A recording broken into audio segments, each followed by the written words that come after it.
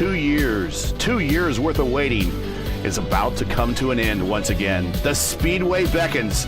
33 are on the line. It's time to go back racing home again in Indiana. Upon winning a very brutal 1992 Indy 500 just by the slimmest of margins, ABC Victory Lane reporter Jack Arute asked Allinger Jr., "There sounds like there's some tears in your voice right now." Little Al pauses, but with little hesitation says, "You just don't know what Indy means." In those 7 words, Little Al summed up what every other driver who has visited Victory Lane felt and what motivates every future driver aiming to be in the same place. To know what Indy means to win at Indy, nothing else. However, to get there, drivers will find out that Indy is accumulation of a perfect recipe that, when expertly mixed, can bring you one step closer to immortality at the brickyard. Indy is one half spectacle. In the real world, Indy's the largest single-day gathering to witness a sporting day event. In the virtual world, 33 drivers will have nothing less on their mind tonight than finishing and winning the Indy 500. Indy's one half celebration. Much like our real-world heroes of Castroneves and Sato and Hunter-Reay, Power, Rossi, Dixon, Ericsson, and Newgarden, who have attempted the same feat for real, winning Indy is a celebration of being the best. Mixed into Indy is a dash of speed. In the real world, only the 33 fastest make the race. In the virtual world, it's no different. Some may be longtime IndyCar vets, while others are still looking to shed their rookie stripes. Indy is a large helping of danger. Here and in the real virtual worlds, a few drivers never get as nervous as they do for the start of the Indy 500. The experienced drivers know that it's a marathon, not a sprint, and that danger can be around the next corner. It takes all of your skill and courage to pilot your car from the start up to the front, and if it's only your day, to victory lane. Indy is a spoonful of struggle. We share this with our real-world idols. Indy brings the extreme low and agony of defeat to the extreme highs of the thrill of victory. Indy only happens once a year, so failure is devastating while success is the ultimate adrenaline boost. Tonight, 33 drivers from all around the world representing multiple driving disciplines have accepted the challenge. 500 miles, 200 laps on a blistering hot track. Their focus? To be the first to cross a strip of paint and a yard of bricks. All will try, but only one will succeed. The waiting, the planning, the testing all accumulates right now. Now all is left is the spectacle, the celebration, the speed, the danger, and the struggle. Now you have a better idea of what Indy means, and now it is time for RaceVerse presentation of the 5 p.m. Eastern top split running of the world's greatest virtual race, the fixed Indy 500.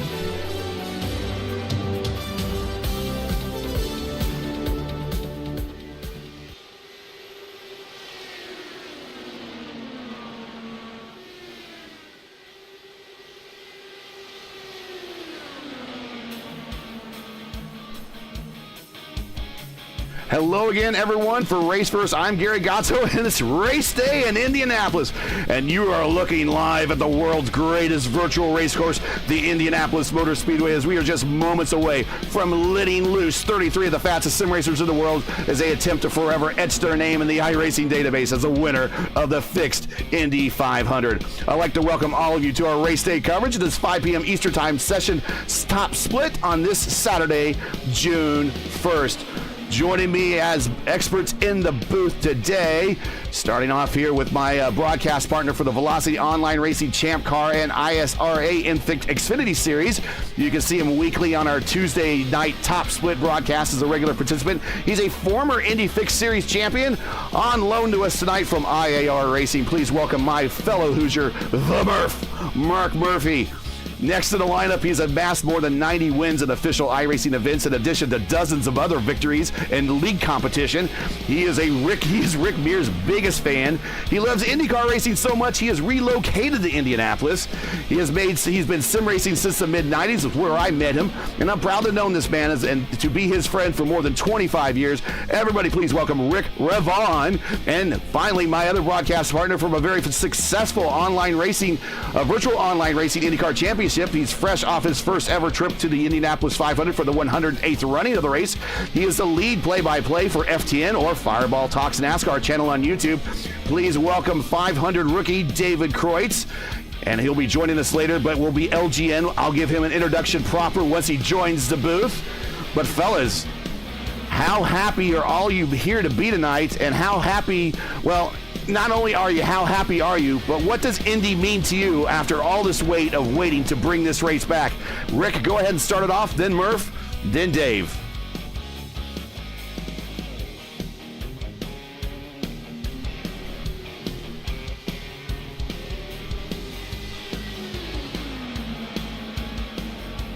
If anyone's there. No, I'm here, Gary, and I will say that Indianapolis to me means two things. One, it is the absolute perfection of excellence, and what an excellent field we have. Casey Kerwin, iRacing Coke Series driver. We've got in this race tonight, we have Peter Dempsey, a former winner at the Indianapolis Motor Speedway in the Freedom 100. We've got guys that we race against every week. Brandon Trost, lightning fast. Will Lyon out of the IR stable, my teammate. These guys are all looking to become a winner at Indianapolis. Raphael Eckert. And so it means excellence in the pursuit of that. And what an excellent field we have. And the other thing at Indianapolis means is friends and family. There are people that are friends of mine that I've made at the Speedway in 31 trips to this great race. It's one of the few times that my dad and my brother and I are all together. They're both watching this broadcast in their homes in southern Indiana. And so Indianapolis is about your friends and about your family and that one great day a year. This year, we are finally back to 2 great days a year. Not only do we have the real Indianapolis 500 last week, won by Joseph Newgarden in a thrilling race and one of the best that I've ever seen, but today we're going to try to match that in the virtual world. The virtual greatest spectacle in racing is upon us. I can't wait. I'm excited to see it. Maybe glad in a way that I'm not down there on the track because this one's going to get wild and fast. Rick, are you there yet? Can you hear me? We can hear you, buddy. What's it to you? Wow. What is Indy to you? What does Indy mean to you? How excited are you to have everything back again? I don't understand what happened there. My apologies to everybody out there. I pushed the button and I was talking, but nobody heard me. I wanted to thank you, Gary, first of all, for that introduction. That was wonderful, and it's been my pleasure to know you for the past 25 plus years. I love your broadcast. You do a fantastic job. I'm excited to be here. And uh-oh. Hello? There he is. What in the world? And flattery gets you everywhere. I'm not even cutting you off. Okay. I guess I'm just going to forget about the push to talk. I'm just going to have to leave it where it is. That's okay. I don't know if anybody heard. I thanked you for the introduction. That was wonderful. And it's been my pleasure to know you for 25 plus years. You do a fantastic job. I love your broadcast. I'm excited to be a part of this. And now as I switch over to the screen so I can make a comment on some of the drivers here, look at the talent we have in this field. In this field today is just chock-a-block full of talent. We've got professional sim racers like Steven Wilson is out there today. We've got Casey Kerwin. We've got guys like Zach Novak and Michael Casey Jr. I mean, look at these. The field is just absolutely stacked. Blaze Andrich on the top of the chart right now. I'll tell you, this is going to be a spectacular race, but what we can expect is probably to see at least the first 2 pit stops, green flag stops. These guys are so good, I do not anticipate any incidents for a while. Dave, we got a couple seconds before we start gridding up. Your thoughts? We're just moments away from one of the biggest races all year long in sim racing, and the heroes of oval racing all throughout iRacing have come together once again. We noted that last night here on RaceVerse, it was a celebration of all oval racing, and the best drivers from throughout the iRacing platform have come together to the virtual brickyard once again. We mentioned some story drivers like Michael Cozy, Casey Kerwin, and some of the drivers who have come over from the NASCAR side of things once again, alongside some faces you might remember from yesterday, such as Proximity Racing's Aaron Brown, or maybe a few others who have returned from other forms of motorsport. All the same, it's a different look overall in this field, but very familiar faces for those who have kept up with iRacing as a whole. And tonight we'll find out who can come through after 200 laps once again. Yesterday, a fantastic warm-up event, but I think for a lot of these drivers, everyone's on a level playing field setup-wise. This is the show, and it's time to figure out who can hold on the best. Qualifying, of course, already set up, and Now 33 of the greatest sim racers on the platform get to test their skills all over again in Indianapolis, and we are just minutes away from getting the green flag once again in Indiana. Bringing you the starting lineup, Mark Murphy. Absolutely, and so you will note here that they do not go 3 wide to start. On the front row is going to be Michael Romanitis, and he'll be flanked by Brandon Trost. Gustavo Ariel and Chris Van Den Ees, row 2. Row 3, Casey Kerwin and Jose Soria. Row 4, Jaden Munoz, John Silva. Row 5, Dominic Lukomski and Aaron Vasquez. The 6th row is made up of Caden Rush and Diago Pinto. Row 7, Luke Peters and Lucas Lindquist. Row 8, Blaze Aldrich and Rowan Gill. Row 9, Michael Berg and Luis Nunez. Row 10, Will Lyon in the IR machine. He'll be flanked by Franco Escobar. The 11th row made up of Cody Deep and Matthew Hansford Taylor. Row 12, Peter Dempsey, the former Freedom 100 winner. Outside of him, Christian Abati. Starting 25th, Eddie Beswick, and then Caleb Hides, 26th. 27th, Garo Inkinis, and Aaron Brown, 28th. Stephen Wilson will go 29th. He'll be flanked by Michael Cozy Jr. in 30th. Zach Novak, 31st. Regular top split participant Raphael Eckert is 32nd, and shotgun on the field, 33rd, Tim Trines.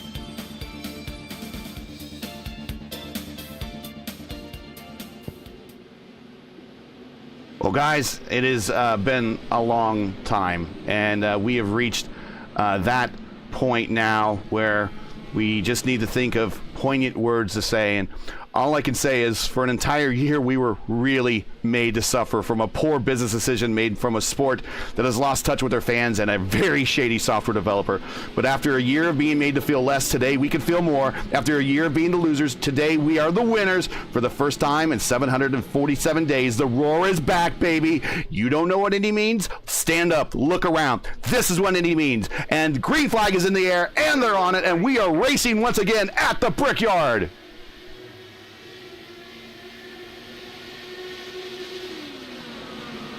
What a beautiful sight and sound that is, Gary.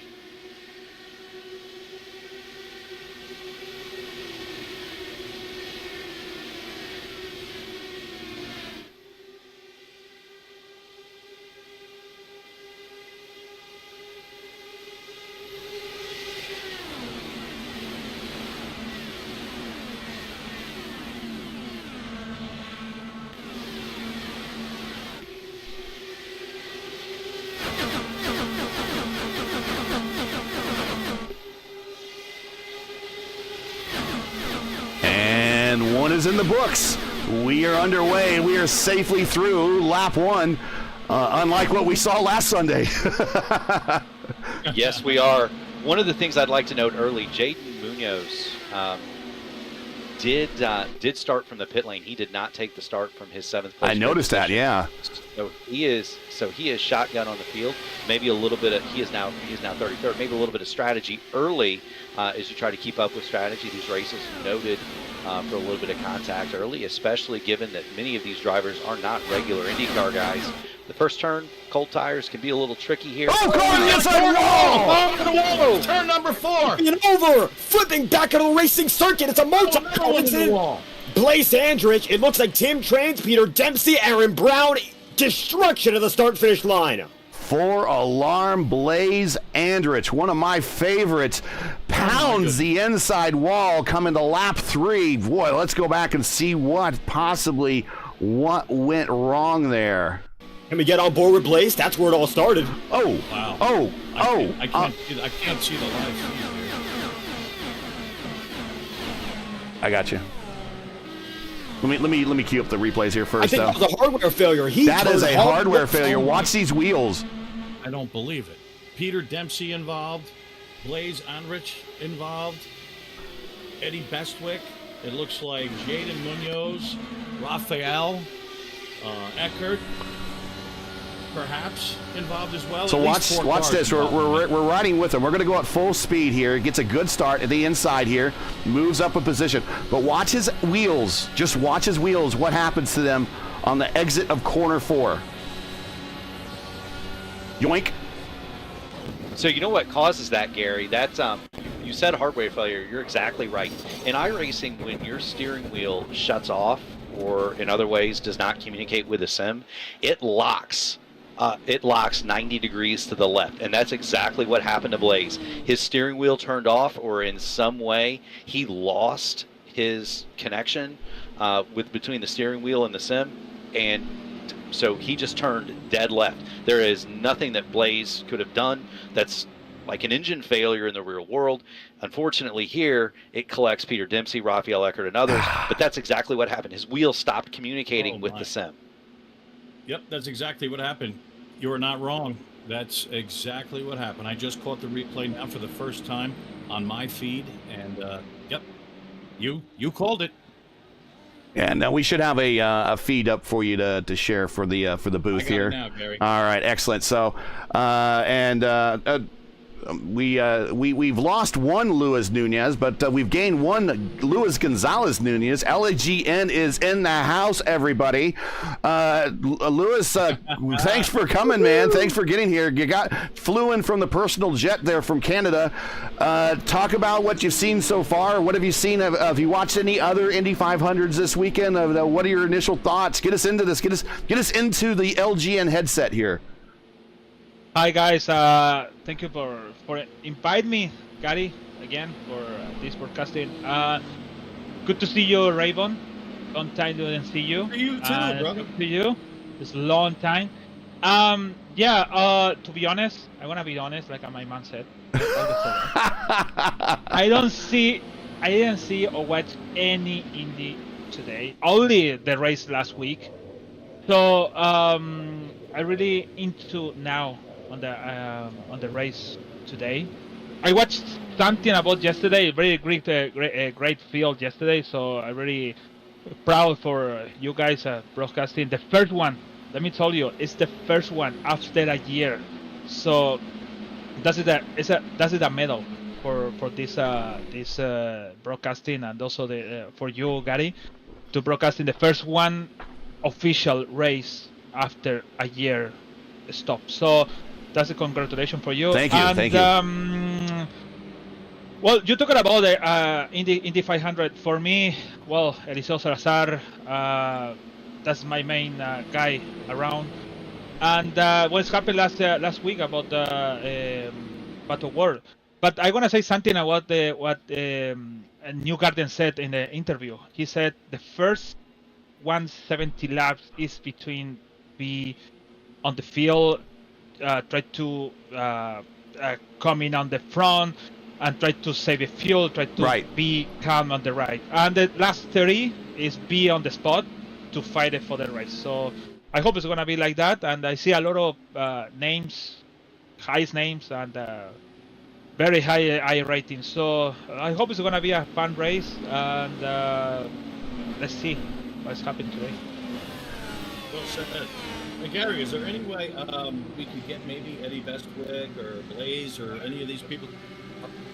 Are they out of the race officially? Yes, they are. We are coming to green. I'm showing at least Dempsey as out of his car and done.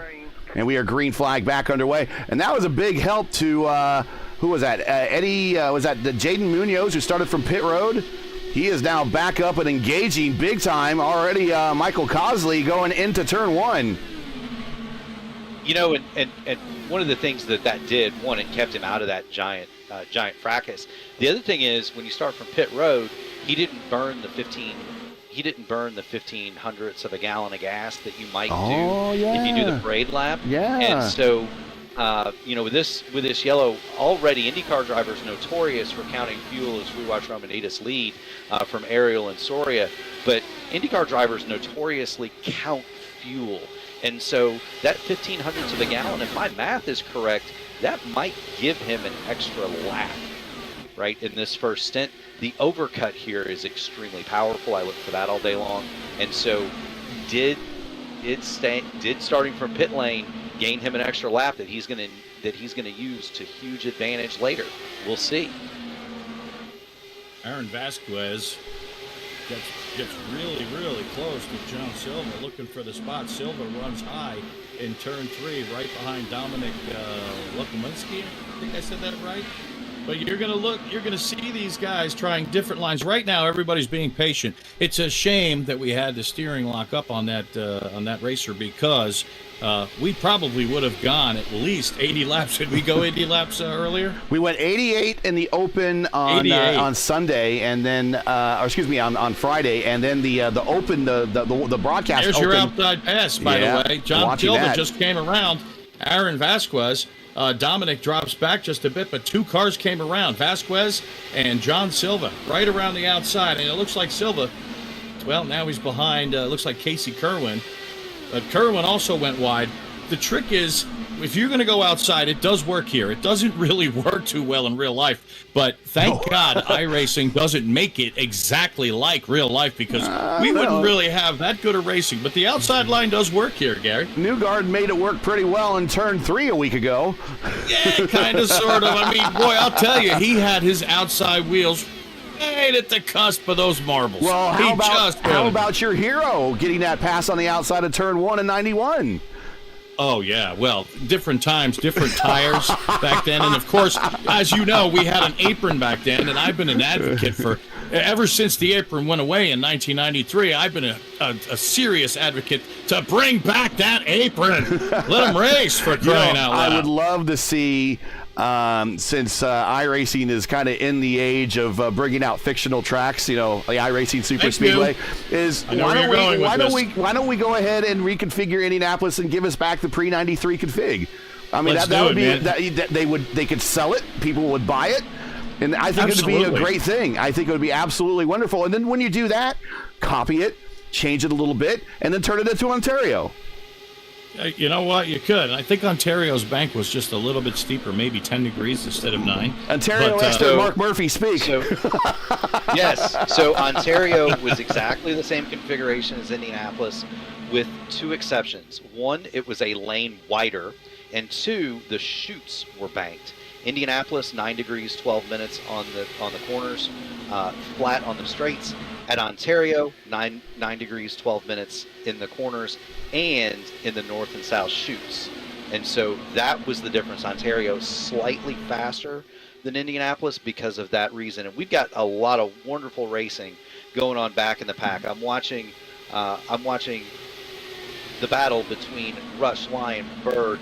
Those guys, Will Lion goes around the outside of Rush. That's going to put him up to 13. So the IR car moving forward, you can make passes around the outside here. The reason in iRacing, we do not have marbles, and so the track sweepers don't have to go out here. The entire track, although the bottom is more grippy, the top is in play here because there are no marbles. Look at Rowan Gill. He's taking a swing. It looks like he's going to make it work. Wait a minute. Still side by side going through turn 2, and yes, indeed. Wait a minute. Lucas Lindquist there. So Peters. Close. So close to the wall. 3 wide down the backstretch. Boy, and your guy Lyons is in a bad spot. Now they got situated. Now they're side by side going into 3. Can't do 3 wide racing here in 3. Well, you can, but it's not recommended. Getting real tight here around with driver we mentioned, Caden Rush. Now, Rush coming to this race, a driver on the eNASCAR Road to Pro side. However, he did compete in a notable online 500 this month, and that was the Indiana 500 on the IDK Player Channel. He finished second to Hamilton Akabuezi in a photo finish. Car slightly in the wall, Gary. That is the car of Will Lyon. They were side by side going through turn 1. And Lyon also had a car in front of him, so he got the dirty air, and he just barely, he didn't quite make it off the corner without tapping the wall. I don't know if there's damage, and I don't know if they have fast repairs here. I'm guessing not. No fasties.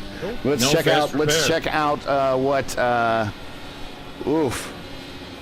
Oh, yeah, good contact. That's not going to, he did make contact, but that's not going to hurt him. That's just going to scuff the Firestone off the sides of the tires. Riding on board with Will on my feed, he doesn't appear to have any sort of damage. Just kind of get situated again. These cars are very robust, Gary. You can pancake them, you can bang wheels with them.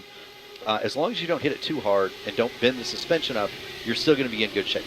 Yeah, you never know. That's the thing. I mean, I wish iRacing counted laps. I would love to know how many laps I've run around this place since I started iRacing back in 2018.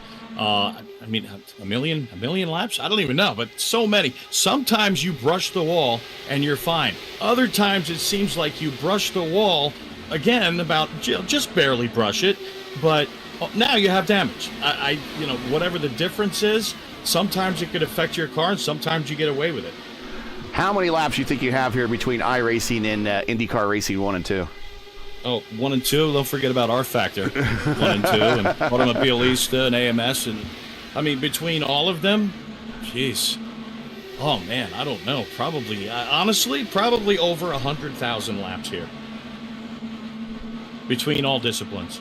Oof. Don't forget Indianapolis 500, the simulation, the 1990 game or 1989. Oh yeah, game. I never had that. I never had that. That is the beginning of Papyrus, which eventually. Yeah, that's became- what we got. Oh, no, Trust in the yeah, wall. no, Trust in the no. wall. Brandon Trust.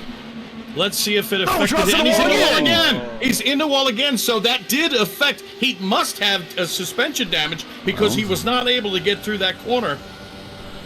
Let's watch him. Let's watch again, and he's in some dirty air as well. Bad air, real bad air. Wherever Will he Lyon's turns. dirty air. Yeah. Ironically, it's Will Lyon who brushed the wall just a few laps ago himself. Now, And by the way that car twitched coming off turn 4, I'm suspecting he has already made some serious adjustments to his bars, maybe his jacker too. We don't want to see something like what happened with James Holzer last night, who No. was involved in multiple incidents of the same nature if it went wrong.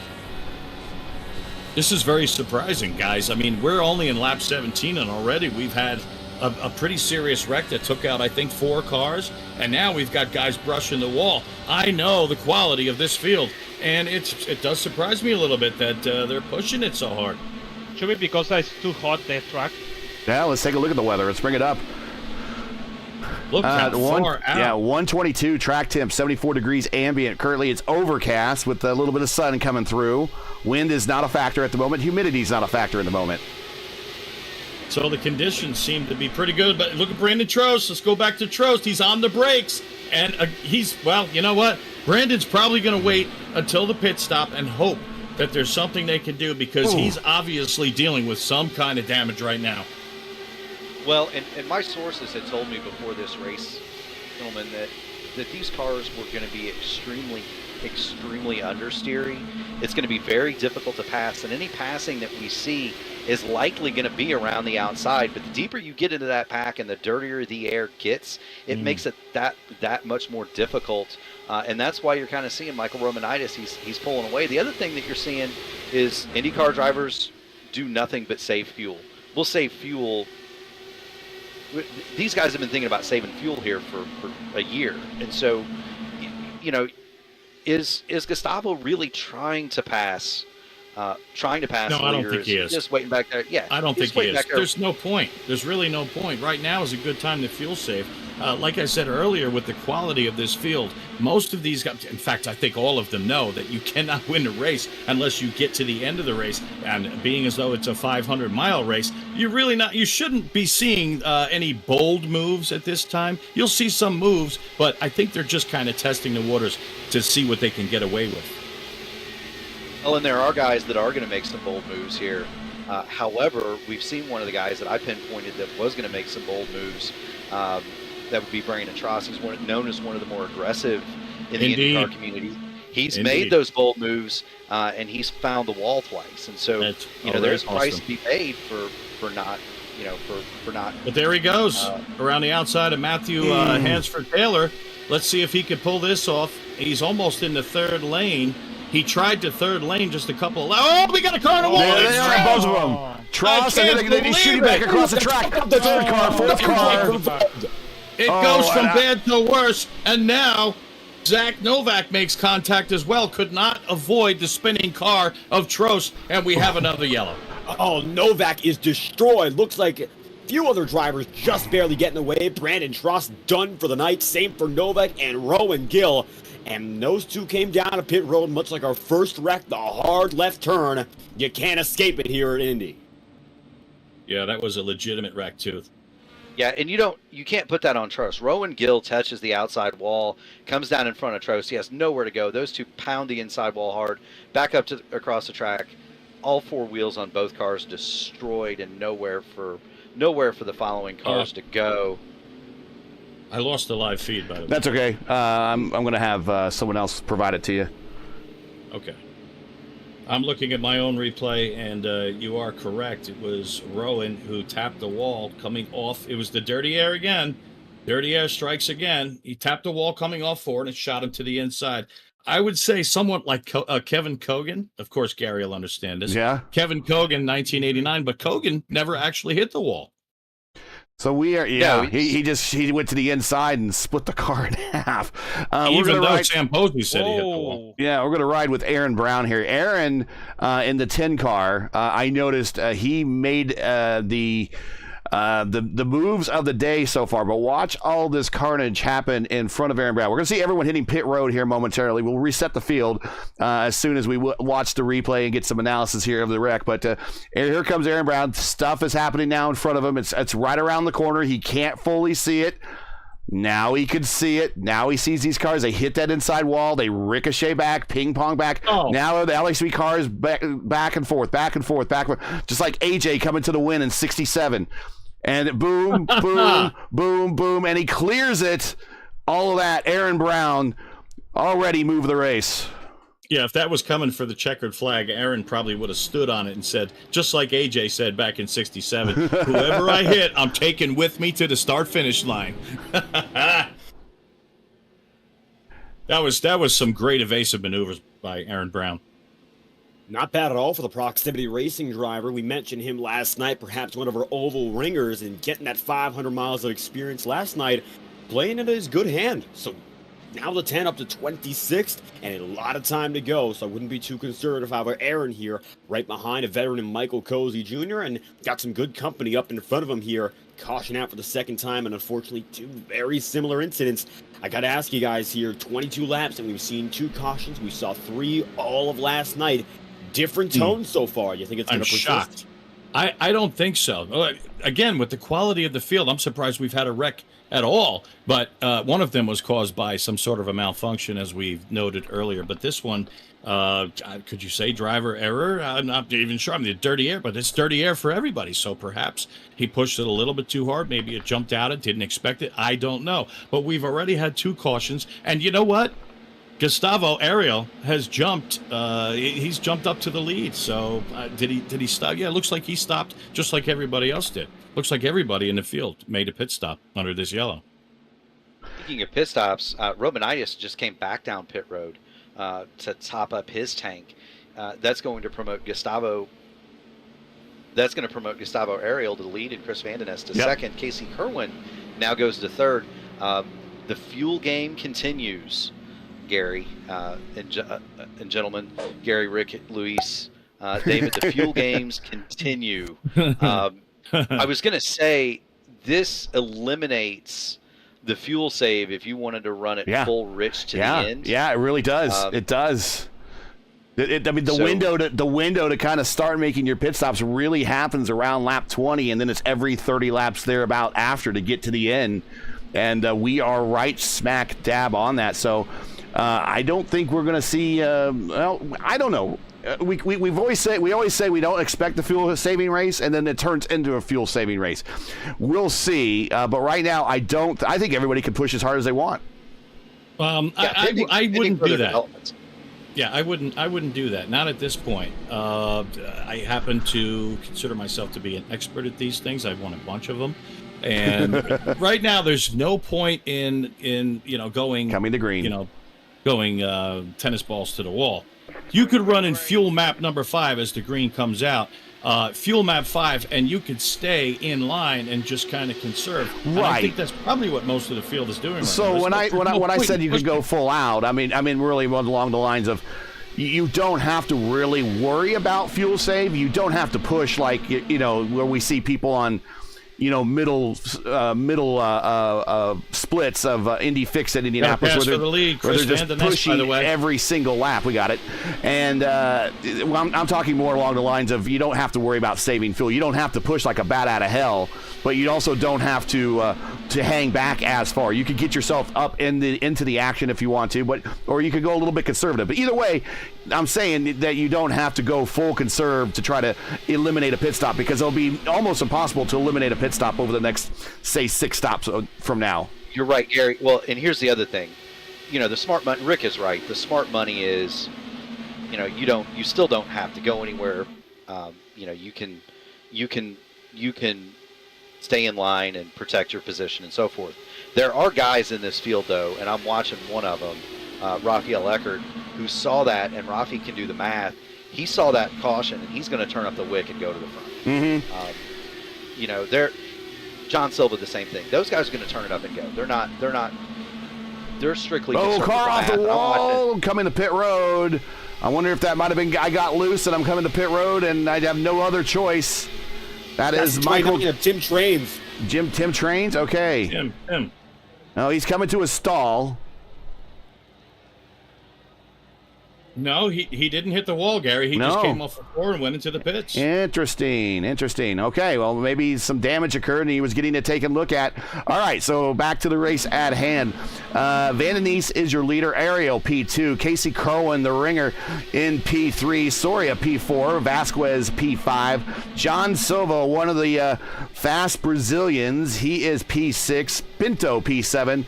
Lukmanski, hopefully I'm saying that right, is P8. Peters, P9, and our good pal Will Lyon has worked his way up to P10 despite banging the firewall off, or banging not the firewall, but the Firestone title off the side of his wheels. And also want to mention Rafi Eckert back in 19th. He's also one of the fast Brazilians. He is the winner of he's a champion of the inaugural VOR DW12 series. We know that he knows how to run these cars very hard. We see him all the time on the top split, our broadcast that we do. Him pushing hard every single lap is like his MO. So you're right, Mark. I expect to see this guy moving forward by midway, Mark.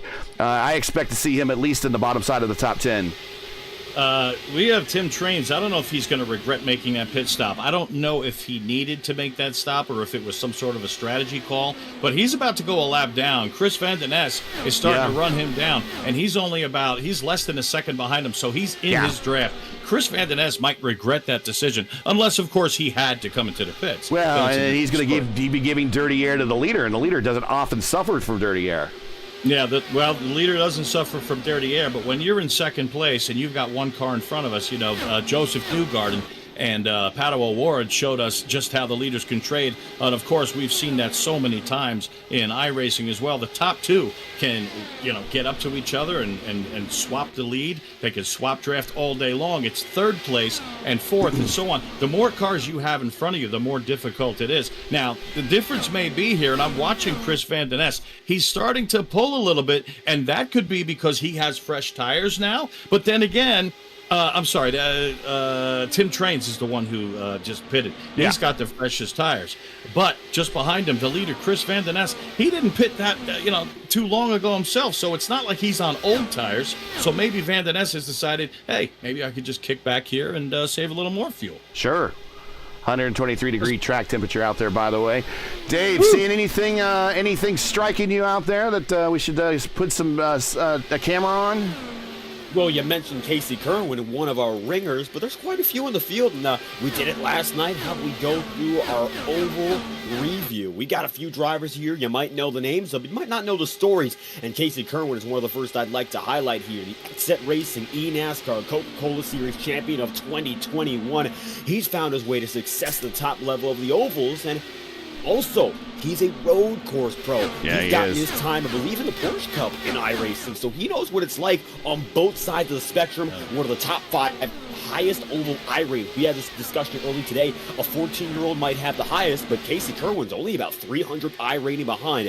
10.5 coming into today's race. One of the top at his game. And Luke Peters, another ringer we saw last night. He's here once again. Peters in the number 7 car, in the number 7 spot.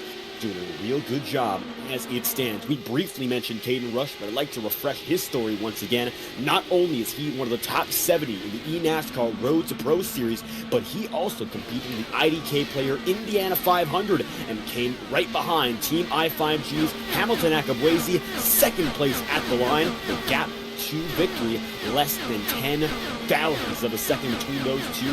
Caden was on the short end of the stick. Steven Wilson's a driver who had experience with the Stewart-Haas Racing eSport program. Stewart-Haas Racing shutting down all their operations this year, but Wilson was a Final Four contender as recent as 2022 in the oval side of things for NASCAR, and he's come over alongside another driver just a few spots behind, Michael Cozy Jr., the all-time winningest Moon Car driver, competed in the E-Racer Firecracker 400, a winner of that event, and the Carnomaly 500, not to mention his Coke Series debut last year. The 99 for Altus Esports right now runs in 24th, and just ahead of Proximity Racing's Aaron Brown. Brown, a contender in the Sunday Night Schumacher Racing League, among other series for Proximity, holding the fort in 25th. And Gary, you said he had the moves to the race so far. Expect a lot more out of Aaron Brown, a very calm and consistent driver. Maybe his only shortcoming comes down to those long green flag runs, but it's going to come down to learning. He got 500 miles of education last night. I think he's in a good spot to go the distance here. Those are a few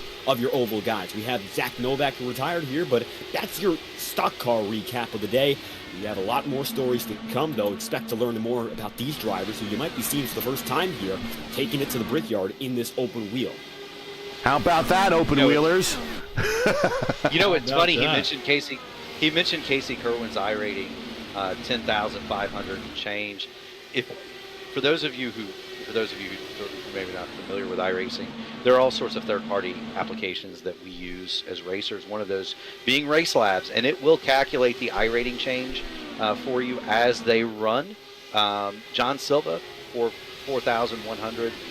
He's right now up 72 on the day. Casey Kerwin, if he finishes third in this race, will gain 2 I rating. That's how high up there he is. That's your expectations. That much, yeah.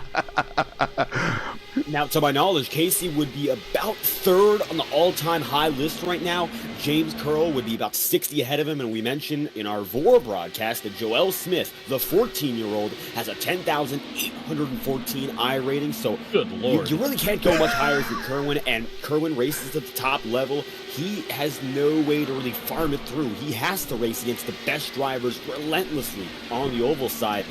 That is about as natural as it gets, even as I rating has become inflated. Sorry, watching a battle here between Silva and Peters. Silva says Peters got a run on Silva, and I just know Silva's not lifting whatsoever. And Peters started the push up. Of course, this is fixed, so a lot of these there's a lot of understeer in this setup. And he started the push up, and Peter's like, I gotta roll out of this thing, and he avoided the contact by rolling out. But now he has to set that pass up again, and it just takes another lap to get that momentum built back up. Or as Uncle Bobby used to say, it's like spinning up a flywheel. That's right. That's what he used to say. I'm watching Dominic Lakomsky. I think I'm saying that right. He's been rolling the top for the last several laps, and he's actually made up a couple of spots. Running in front of Will Lyon right now. Lyon had his troubles earlier, bumped the wall a couple of times. Dominic, he's been running up top, and he's actually been gaining some ground. But every time somebody steps out, there goes John Silva. Oh, watching a battle back here between Caleb Hides, I believe, Steven Wilson, Christian Abate. They went 3 wide into turn 1 there. A little bit early for that, boys, but they are settled out and now in single file. Luke Peters is playing with John Silva. Luke Peters got right on the back wing. I'm going to say this about the Brazilians. If you're not familiar with the Brazilians because you're coming from the stock car territory, as I like to say, if you play with the bull, you're going to get the horns. If you mess with the bull, you're going to get the horns. That's what's going to happen when you get up with Silva. Silva does not lift at all. He embraces the term full send like it's his motto. Well, and that's the thing. That's the thing that some of these stock car guys, and David's familiar with them, the Kerwins and so forth of the world, they're here, right, and they're rocket fast, but they may not know the personalities, and they may not know the tendencies of some of these drivers around here. Where a guy like Will Lyon, who's sitting there running 10th, he's going to know not only the car on an intimate basis, but he's going to know who to avoid. He's going to know the tendencies of the regulars just as I do. We race against them every week, week in and week out, and so those things may not seem on the outside looking in like a big deal. Hey, these guys are all fast, they're all highly rated, but some of these guys race against each other week in and week out, and some of them don't. And if you don't, you might find yourself in a spot that you don't really want to be in, because you're up against a guy who, one, knows the car, and two, he knows exactly what the limits are, and he knows, and you don't know, hey, don't go down the inside of John Silva, which they're going to do again. We're gonna see it again, and it's, I wouldn't do that. You know what I mean? I'd say look, it's 40 laps into a 200 lap race. Do I really need to go down the inside of somebody, or down the outside of inside or outside of somebody that I know isn't gonna lift? I think everyone saw that. Somebody saw something. Yeah. Nunez is going to lose another spot.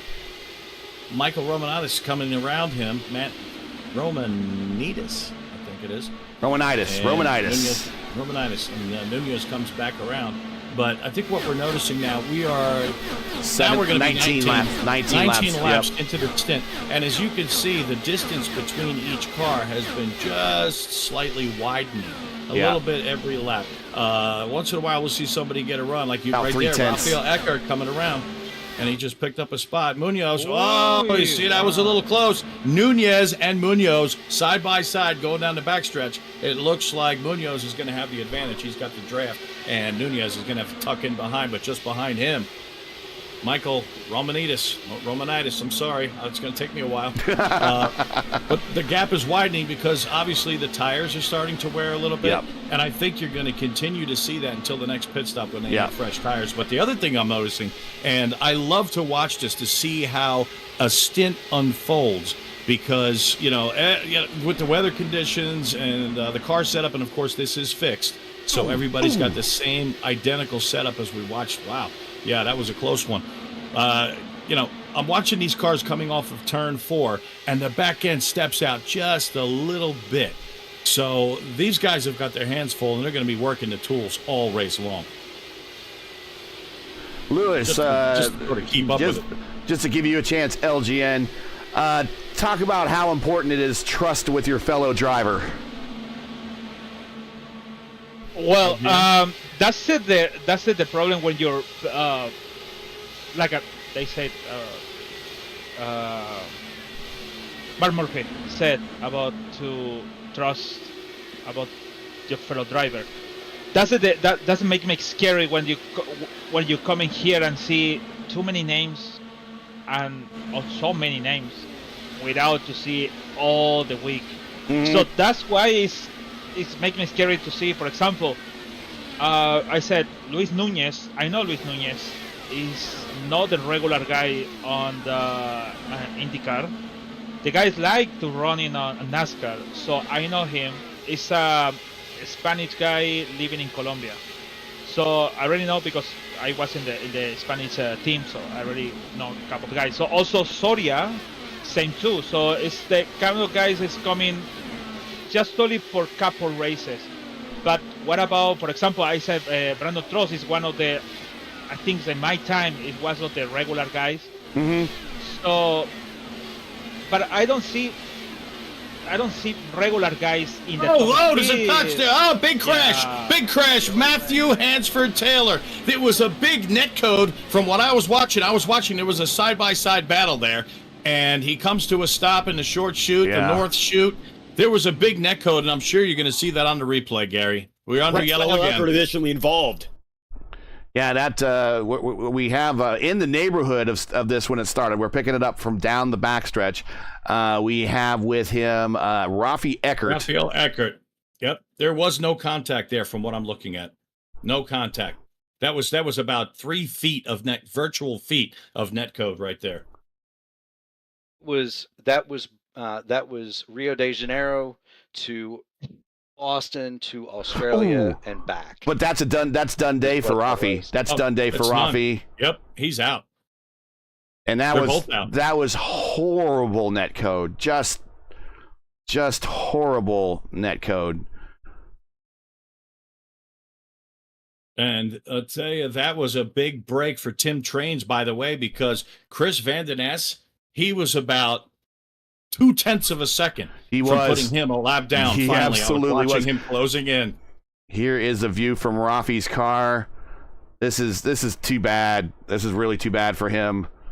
It's just not even close. Not even close. That's one thing that they really need to continue working on here in iRacing is reducing netcode incidents in the IndyCar ranks.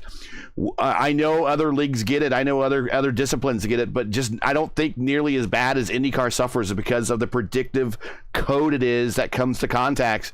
I know sometimes we talk about I kid. I say we're in a NASCAR world and we're just living in it, but they gotta tweak this net code because Rafi was just on a great run, did nothing wrong, gave him plenty of room. Both each driver was giving plenty of room on that battle. Only on lap 45 here in a 500-mile race, and they get taken out by something very innocent. And I think it might have impacted some other drivers as well. So that's a real shame. That is a real shame. It's a real shame. Meanwhile, Gustavo Ariel has just taken the lead in the pits from Aaron Vasquez. Yep. So he was able to jump him in the pits. He had a fantastic pit stop. And we'll do a reset of the field here real quick. But if you enjoy RaceVerse coverage of the official iRacing Fix Indy 500 and we respect the stream, please do us a solid. Make sure you support us by subscribing. While you're at it, don't forget to smash like and click the bell so you don't miss out on future RaceVerse iRacing broadcasts. Right. Actually, the next one, man, is going to be me and you, Murph, at the ISRA Xfinity Series, kind of back to business after all these special events on Monday. So we're taking tomorrow off because we're going to watch a real IndyCar race tomorrow. But we got the virtual IndyCar race that we're watching right now, 46 of 200. Rick, you got a thought? Yeah, I mean, I'm having a great time just sort of analyzing things. I'm telling you right now, I ran 3 full Indianapolis 500s in the last 14 hours with the AI, just for fun, just because I love this place so much. And to watch the cars and see how they're behaving and how they're handling and how the tires are going away and so on and so on. It's so interesting to see the race develop and who's going to make moves and everything else. I can't wait for the finish of this race. I know that most of these guys right now are just kind of biding their time. You got to get to the old saying, in order to win the race, you've got to get to the end of the race. Finish first. And first you must finish. That's right. Mears, and I don't know who that came from, Mears or Roger Penske. Maybe Penske said it first and Mears picked it up, but I've heard it from both of them. But that's the way it is, and especially here in the iRacing version, because the dirty air could just kill you. We're getting ready to come back to green real quickly to give you some facts here about Indianapolis. You talk about Team Penske. Team Penske figuratively and literally owns the speedway. The team has amassed 20 wins between 14 different drivers. And, well, just like the guy that kind of bought the Gillette company back in the day, Penske's Entertainment Group are now the owners and operators of the speedway. He loved it so much, he bought the company. He bought it back in 2020. Couldn't have gone to a better guy. Yeah, well, and then maybe when we get racing here, between you and Mark, can you guys name all of the 14 winners of the 500 for Penske Racing? Well, let's see. We've got Mark Donohue in 72, and then we had Mears in 79. Here we go. Bobby Unser in 81. Here we go. Rick Mears in 84. Danny Sullivan in 85. Big Al in 87. There we go. Mears again in 88. And we're going to green. I could do this all day. He could pick up where I left off if he wants to. Green flag, Gustavo Ariel with the lead. Aaron Vasquez running second. Casey Kerwin picks up third. Chris Van Den Ness jumps up to fourth. Cars anyways. It is Luke Peters. Luke Peters. Dominic Leminski also involved. Or Lukomski, rather. And the yellow flag's out. John Silva is also in the wall. Right front is shot. That suspension is just gone. Yeah, that's He's I said out of the Luke race Peters as well. I said I might have said Luke Peters. It was Dominic Luminski, and he Lewinsky just went local. sideways. So let's do a replay here. See what happened. Coming to green. Yep. Dominic Lewinsky or Lukwinski. How do you pronounce his name? Leminski. So there he is going to the 1. So these cars coming up the speed after a restart, especially on the fixed side of things, are notoriously loose. And there he is going through turn 1. They are notoriously loose, and he might not have reset his tools. Yeah, that's the problem, Gary. I think you nailed it, because as the run goes on and the tires wear and the car starts pushing more and more in traffic, you do make those adjustments to compensate for that. So if you don't readjust, you're going to have a loose race car on the restart. Yeah, here's John Silva in the 16, right in the center of your screen, in that bright red car. Diago Pinto just barely getting by. And what happened to him? He gets down to the white line. I think he sees evasive action in front of him. Will Lyon. Will Lyon. He got together with Will Lyon. Oh. Will went to the inside. I don't know. Maybe Silva didn't realize he was so close. Yep. And they made contact. And that sent Silva into the wall.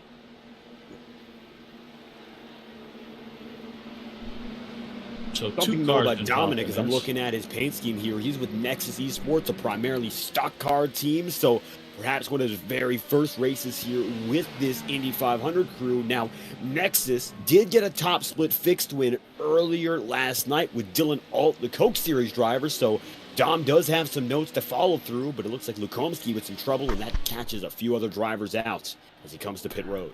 And we do see guys hitting pit road, probably too. There are no tire limits here. Just don't worry about the tire bill. Throw them on. But we see a number of guys coming to pit road to top off here and see if possibly they can catch a break by going long. And guess what? Dominic Lukomsky, he's in the pits. He really didn't hit anything. No, so he the didn't. Man that caused this melee might get away with it. Yeah, he just slid How to the inside. many times have we seen that in real life? Well, if he ends up winning this thing, we've seen it before. We sure have. So it's like Takuma Sato getting together with Sage Karam. Takuma caused the wreck, took Sage out of the race, but Takuma was able to go on while Sage had to go home. Yeah. So you guys mentioned, and David can maybe elaborate on this a minute, but you guys mentioned, the first couple of corners. If the car is completely neutral by itself, I'm hearing again from my friends and teammates, and having tested this car, that by yourself, just in general, you're going to want maximum stiffness on the front of the car, maximum compliance on the back as far as the bars, and they're running a click or two negative on weight jacker in clean air. You can go up to 5 or 6 positive. On cold tires, you may need as much as -7 to -10 clicks just to make it through that first corner. And that was classic. A guy didn't reset his tools. Came off turn 1 and around 2 went. You are absolutely right. And one of the things when I spot for a lot of people, I've spotted for your teammate Jesper. I spotted for Caleb Benzie, who won the ERL 500 here before. Spotted for Index Scarlet before. All my drivers that I've ever spotted for here at the 500, Rick, just to let you know, never had anything less than a top 10 finish for everybody I've spotted here. So that reminds me, I spotted for you once, Gary. How did that turn out? And I got the win. It doesn't hurt his record. It doesn't hurt Gary's record as a spotter that he always spots for guys that are 5K or Well, you have to. Hey, look. Didn't we see Ericsson during his qualification attempt, a Indy 500 winner come to pit road early or come off the throttle early because he thought he got the white flag? You got to tell even these guys that have so much going through their head that, okay, we're under caution. Go to map 8. Make sure to hit your marks when you come to pit road. Watch your brake bias when you're coming to a green flag pit stop. And now we're coming to green. I'm telling him, go to engine map 1, prepare for the restart. Get into the right gear. And it comes back to reset your tools and be prepared for it to be loose in turn 1. Yeah. And so what I would do coming up here is I would go a lot of negative on my weight jacker coming to turn 1. And as I come up to speed, green flag, I would come down. As I come through 1, I would start coming down, going toward more to the positive side, but still in the negative here because you're not fully up to speed. But by the time you get to turn 3, you have the full physics of the car and aero working for you. Reset your tools to back where they should be, and by the time you get to turn 3, everything should be okay. But in the first 2 turns after a restart, you're working it. I'm just watching Michael Romanitis. He was in a battle there with Aaron Brown. He was sandwiched between Brown and Kristen Abate, and it looks like he's going to slot in right between them. Yeah, he's our pole sitter, and he's just been fighting it out in the back here all race long. It just tells you how hard it is to pass in this fixed series. Yeah, it's amazing to me. We are just past the quarter mark of this race, and we've only got 23 drivers left. We've got 10 drivers out of the race, which really shocks me. I mean, did I jinx them when I said this is a great field? Still a great field. I did not anticipate this at all, but I'm really shocked. Only 23 drivers of this caliber left at lap 53. It boggles the mind. Can I ask you something? Go ahead. About yesterday, how many cars on the first 100 laps gone? 2? 2. 2 in the open race, I think. Yeah. Yeah. I think 29 finished overall. Could be because the setup is. Oh, Will Lyon, no. He's okay. Yeah, he's all right. He sent it in there. Deep breath. That's a veteran move, though, right there. I know. If there's one driver in this lineup that I know the best, it actually is Will Lyon. I just saw him set it in there. He's trying to get some moves done. I don't know what state his car's in, besides the state of Indiana. I don't know what state his car's in terms of damage. He might have had impact some damage, and maybe he's trying to take as many advantages as he can right here. Here we come now, 2 wide down the front stretch. That is Luke Peters now to the inside. Oh, Peters is going to, he might even take the lead. Peters is going to take the lead. We've got 2 cars going down at the inside. There he goes. Wow. And there goes and Peters. Will's found him through. And Will Lyon was right there as well, and Lyon picks up 4th place. Yeah, I told you to watch Will. I figured he'd be sending it. That was a bold move, but I got to give it to Peters on that one. He passed 4 cars on the main straightaway. They're all standing on the brakes trying to save gas, boys. They stopped at lap 40. They stopped at lap 46. The magic number to make it is lap 50. So they've got to save somewhere in the neighborhood of 4 to 6 laps of fuel here in order to make it without the extra pit stop. That's why you saw those guys in the back. Maybe we're back to a bit of a fuel save strategy again. We are, and this happens sometimes. You're gonna have guys that say, "The heck with it! I'm not saving anything. I'm gonna go to the front." I did that at Pocono in an open race and darn near won the thing because everybody started lifting, and I said, "Well, I'm not. I'm just gonna let it eat, and if it makes it, it makes it." And it made it. Let it eat. Let her eat. Stand on the gas, and that's what that's what Will and Luke have done. Sound like Ryback from WWE. Let me eat. I'm not gonna save any of this fuel stuff. If it makes it, it makes it. WWE reference. If it makes it, it makes it. But those guys, hey, what a good move. Will went from 8th to 4th. Yeah, went from 7th to the lead, and he's got himself a 0.3 of a second lead, and actually his top 3 are kind of breaking away. Hey, Rick, I never told you this, but this is what I really wanted Newgarden to do when he won the 500, because I said I wanted to see him win the 500 again. I called it. This one, and what I wanted him to do is when he got to victory lane, that he undo his racing suit a little bit, and underneath he's wearing an NWO T-shirt, and he just grabs the mic from the victory lane reporter and look at the mic, and then look at all the fans and look at all the drivers that go, "I beat all of you this time without cheating." And just do a total heel promo on everybody and go like all Roman Reigns, like, acknowledge me, It never did, but he did have a passive aggressive statement during his interview where he says, "I don't care what anyone says anymore." Yeah. But other than that, that's what I wanted Newgarden to do. It was so funny, but I knew it would never happen. He is such the corporate icon. Right. Not to mention he has the best abs in all of IndyCar racing. And I say that as a someone perfectly okay in my heterosexuality. The man's a very handsome guy. Hey, let me tell you something. I was watching the 100 Days documentary, and I love that show. There was so do I. And there was a point when Joseph took his shirt off and my eyes bugged out of his head. I said, I didn't know he was built like that. I'm like, whoa. Welcome to June. He's got some physique. Diogo Pinto, by the way, is all over the back wing of Aaron Brown. Looks like he's trying to set him up to. He really wants to get by, but every time he steps to the inside, Brown's got the draft. Everybody's on the outside. Yeah, everyone's in a line. But there goes. There he goes. Pinto's looking outside. Oh, shuts the door. I think he's going to get him. I think, he's got him this time. Right here, he's got a wheel on him, and now he's the one that's got the draft. He's the one to draft, so he's going to get that position. And he's going to slot in. Cozy's going to follow him. Well, nope, he didn't slot in time. He slotted in time, excuse me. No, he did. Yeah. I was expecting Cozy to kind of follow him on through. But now Pinto has decided this high line is actually kind of working.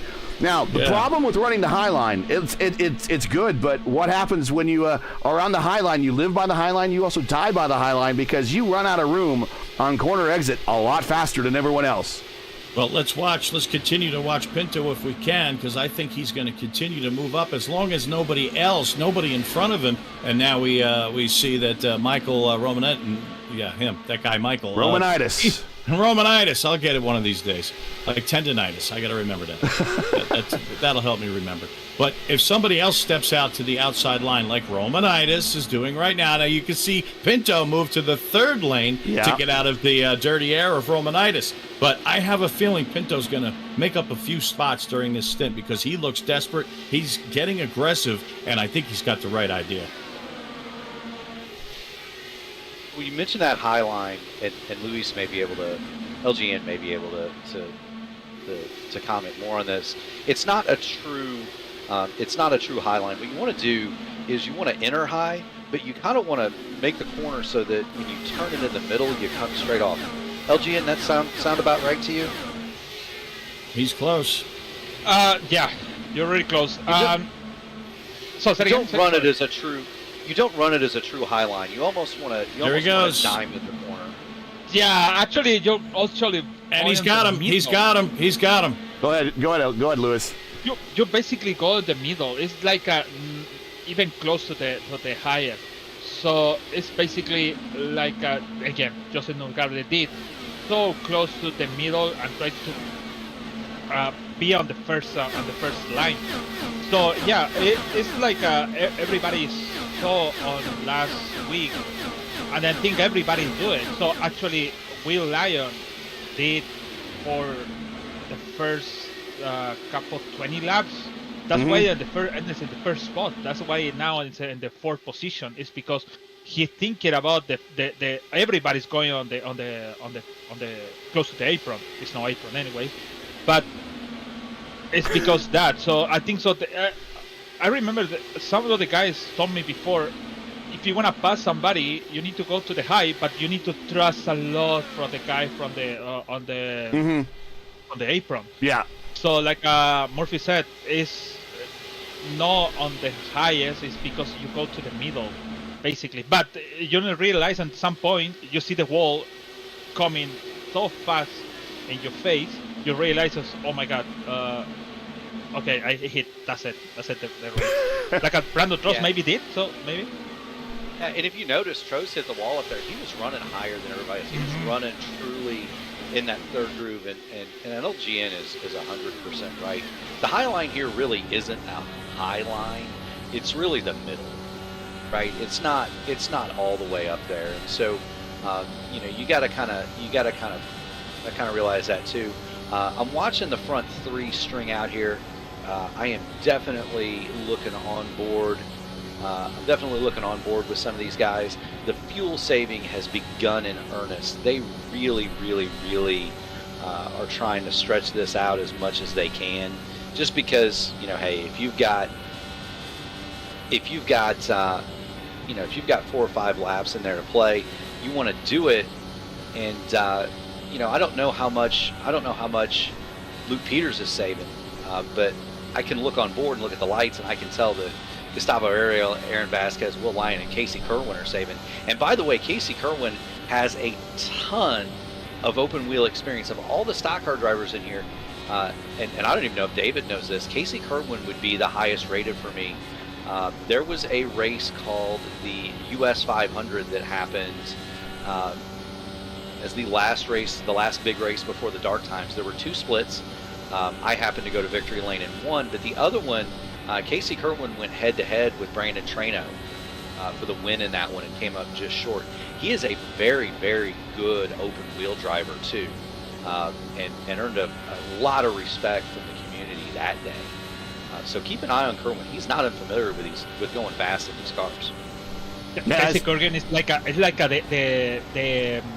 the classmate. Is good in math, good in history, good in biology. It's good in everything. Maybe it's not good in exercise things. Maybe not. Maybe something. Exercise things. At least. Oh, can I say something about Will Lyon? Go ahead. 50 laps gain, and also the faster lap 40.8. The other cars is 41.8, 41.0, 41.1 the fastest lap, so he's the fastest so far for now. Yeah, he has the purple lap. I could bring up what that is, what he turned in the race at 2:21.1. So that's his purple lap. And yeah, you're right. He is up 15 spots. Let's go through these big gainers real quick. Luke Peters. Oh, Tim Trains just brushed the wall off turn 1. It was a light hit. I think he's probably okay. And people don't realize when the driver does that in front of you, how disruptive that is for you and everyone behind you. You're not kidding. You see something like that happen in front, your first thought is, okay, which way do I go? Yeah, which way do I go? Yeah. Well, the worst is when it's Netcode from the car in front. There was a race I did at Motegi where I was following. Aaron Brown is in big trouble on pit road. He looks like he missed his pit stall and actually ended up sliding, trying to find out what's happening here with the number 10 machine. Yeah, he's all out of sorts on his entry in, and he ends up wrecked. Yeah, there's damage. I think Brown's day is done. Tell you, go back and see what happened to Aaron Brown on my own. Coming out of 2, he was ahead of Michael Cozy and ends up sliding on his own. Yeah. No contact. Destroyed. Too much weight jacker on the little exit, too much rotating there on exit. Yep. That's exactly what happened. He locked it down all the way. If he would have just went off the brakes, he could have swung it back around to the right. That's a driver we had high hopes for. You know, going back to what Mark was talking about with the oval drivers, Casey Kerwin of the US 500, well, bringing up some old messages, Kerwin was talking about that event. It was his 5th ever race with the IR-18 per his own account, and he ended up going head-to-head really? with Trano. He's versatile, though. I'll tell you that we saw much. him on, and it's in our history here on RaceVerse. He entered the top split, or he entered the week when on the fixed series, when IndyCar Fixed was still running road courses. They're now known. The series is down. Sorry, the series is now known as the IndyCar Oval Series. But he entered the Fixed series. Made the top split. That's the one we broadcast. It was at Long Beach. It was a 30-lap race at Long Beach, and typically you pit about lap 25 at Long Beach. You can't go a full stint. You can't go 30 laps at Long Beach. He went 30 laps at Long Beach. He to date he's the only driver to have won. Hold on, he's the only driver to have won a race here on RaceVerse without making a single pit stop. Okay, call it out. What are you seeing? Incredible. Michael Romanitis, car number 5 now, side by side. Diago Pinto. It looked on my screen that Romanitis may have lost his left front wing. No, he's there. Wing now snapped reappears. back. It reappeared on the car magically. But that was a battle with Jaden Munoz, and they just got too close, and they did touch. The left front wing came off on my screen, but apparently it's actually still there. iRacing physics at its best. Gotta love it.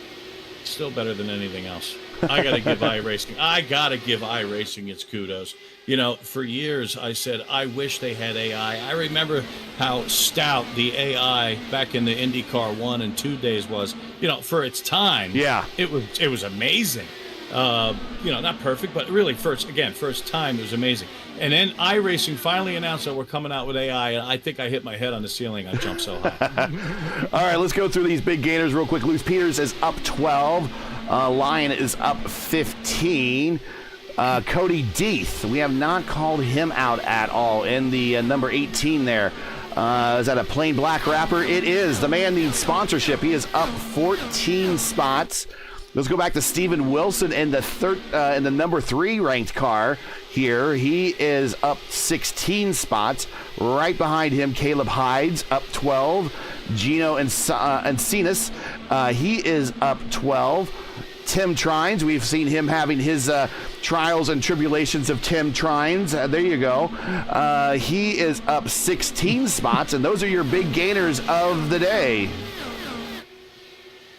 You mentioned Cody Deeth needing sponsorship. Well, look at a little bit more of his racing history on the platform. He's more of a sports car guy. He's been running with VCO, and he's part of their virtual coach program. Recently ran the Nürburgring 24 hours, was fighting inside the top 2, ended up having some contact. That ended his day. He's an endurance guy. He knows Sebring, the Nordschleife, among others, and he's experienced at 17, one of the younger guys in the field, and even has some experience with the PESC Series, the Porsche Endurance Cup.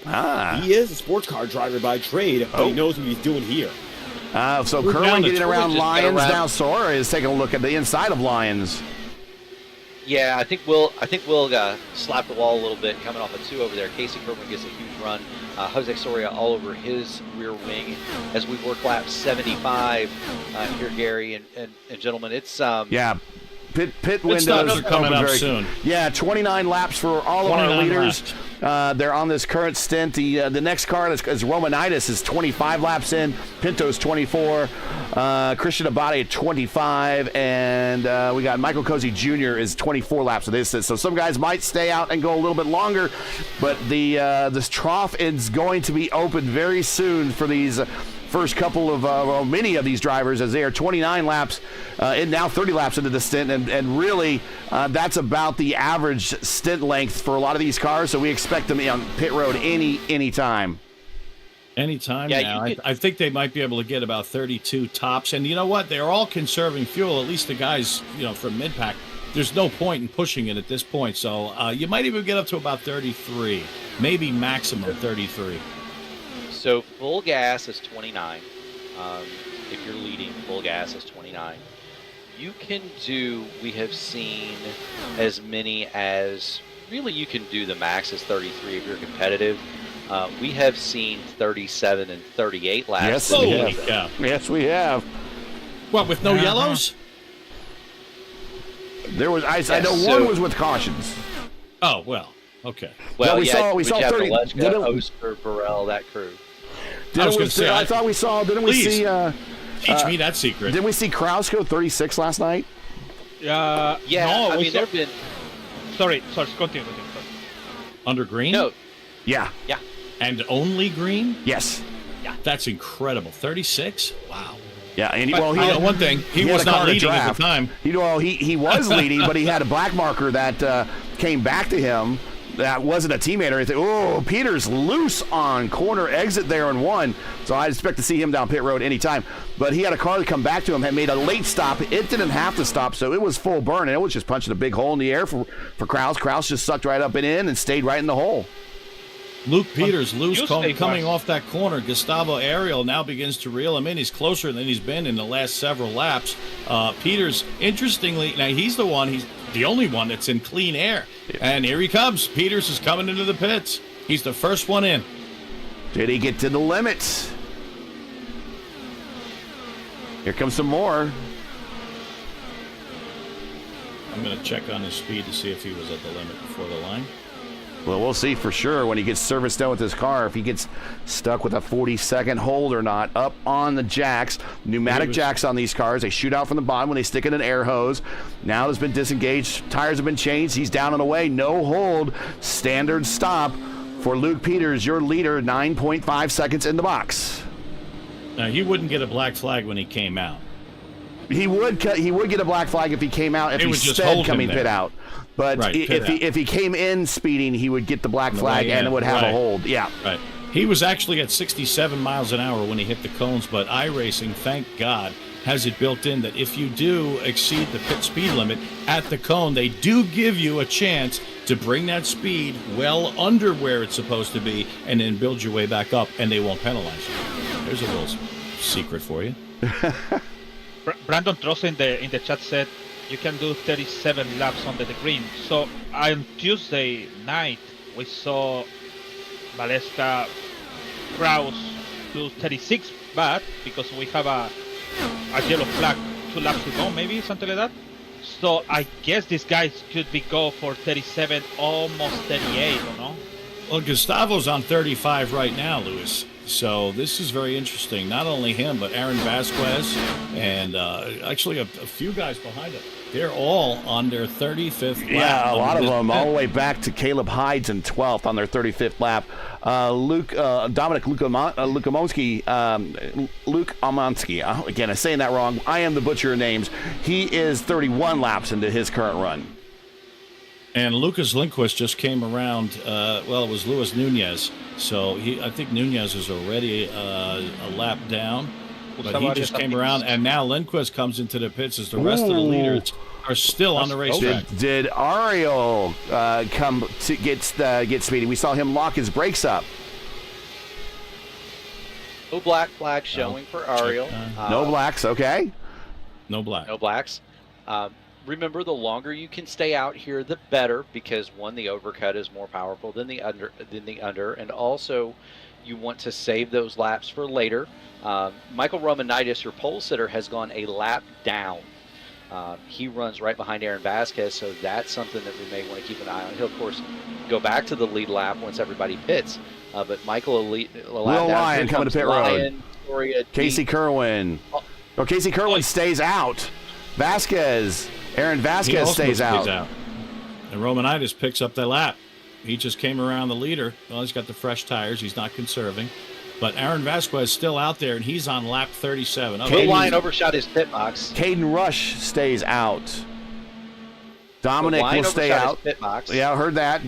Dominic is going to stay out because he has more laps to do. Tim Trines is going to stay out. He has more laps to do. We'll see if Vasquez makes that little left-hand jink down pit road. There he goes.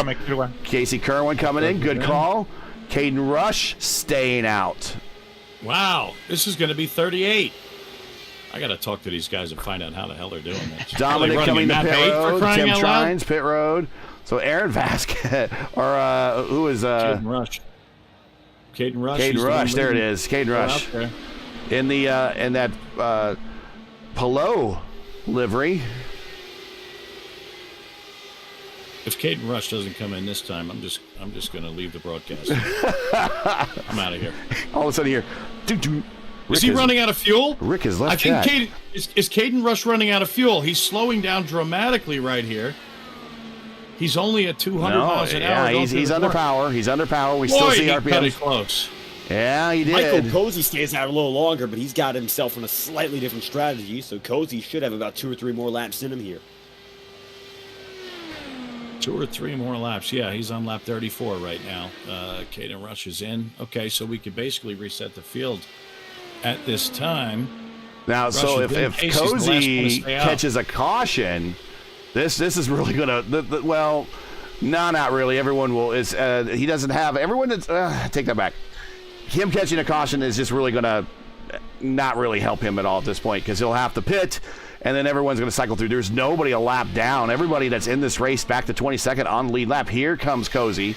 So he is giving up the lead here. So now we're going to watch Peters coming off of turn 2 with Gustavo Ariel right on his 6. And we're going to see them possibly overtake Cozy here on pit road. Cozy's on pit road in his box. He's waiting for the last drops of fuel. He is down and away, and he is moving. They're the leaders. You see them in the background coming off of 4. He's got a ways to go before he gets to turn 1, and he can get on that power. They're going to easily over. There you go, right there. There he goes.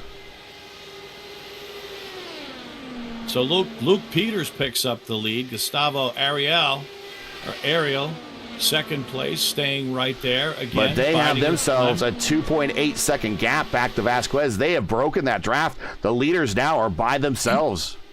Now, if Luke Peters and Gustavo Ariel are smart, they would start to swap draft. They can do that and pull out a big gap on Aaron Vasquez, and he would really have no chance of catching him unless, of course, Casey Kerwin decided to team up with Vasquez, and they could also swap draft just to Well, sort of let me stay ask lockstep with them. let me ask this. Let me throw this to Dave. Dave, how is swap drafting with stock car drivers? Is that something very normal for them, or is that something somewhat foreign to them, that more along the lines of what we see here, what the IndyCar does? Well, swap drafting in its only real stock car racing form existed about 10 or 15 years ago with the Car of Tomorrow and their plate racing format, where drivers would get together physically and become a two-car tandem. Now, there was a race at Talladega in about 2010, Clint Boyer going at it with Jeff Burton, and there was a swap the very final 500 yards or so for the win. And the entire period of 2010 to 2012 was all that for the super speedway racing. But as it stands, that does not currently exist in stock car racing. Very rare to see two drivers hook up, because now that's actually against the plate racing rules. So for at this crying rate, out it can't loud. happen any longer. No, that's something they just Come don't on, allow. against the rules. How many more rules are they going to implement? Are you kidding me with that? What a bunch of horse, you know what? Well, Oh, I hate that. Well, and okay, so I'm just asking from his point of view, because I do not see. I see Peters just kind of full burn here, and Ariel's just following, and they are not working insofar with each other, but they are pulling away from Vasquez, who's now 2.9 back. I'll tell you something, Gary. Luke Peters is running in fifth gear, and he's not taking it out of fifth gear, and that suggests to me he is no longer fuel saving. He's trying to put as much gap as he can, along with Ariel, of course, between the two of them and Vasquez and Kerwin. Fifth gear all the way around the track. Now, why is he doing that? Does he not feel as though he needs to conserve fuel anymore? Ariel's that there will not be. If there's no more yellow flags, he's going to be in a good spot. But Ariel's in sixth. They're saving.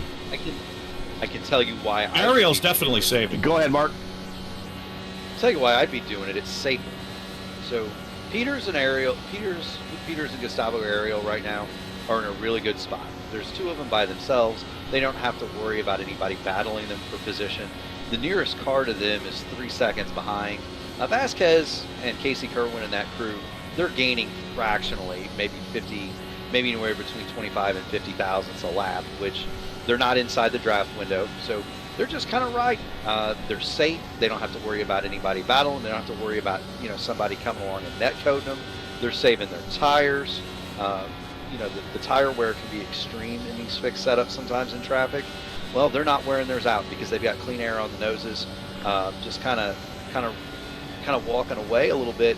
Gustavo Ariel, though, is in the catbird seat, because not only does he get the benefit of Luke Peters going flat out, Gustavo Ariel's also back there saving gas. As long as he's able to stay within, half a second or so of Luke Peters, and he doesn't fall to within 1.8 seconds of Aaron Vasquez, he's in the catbird seat, because Peters is going to be able to go 2 or 3 laps less on fuel than Ariel.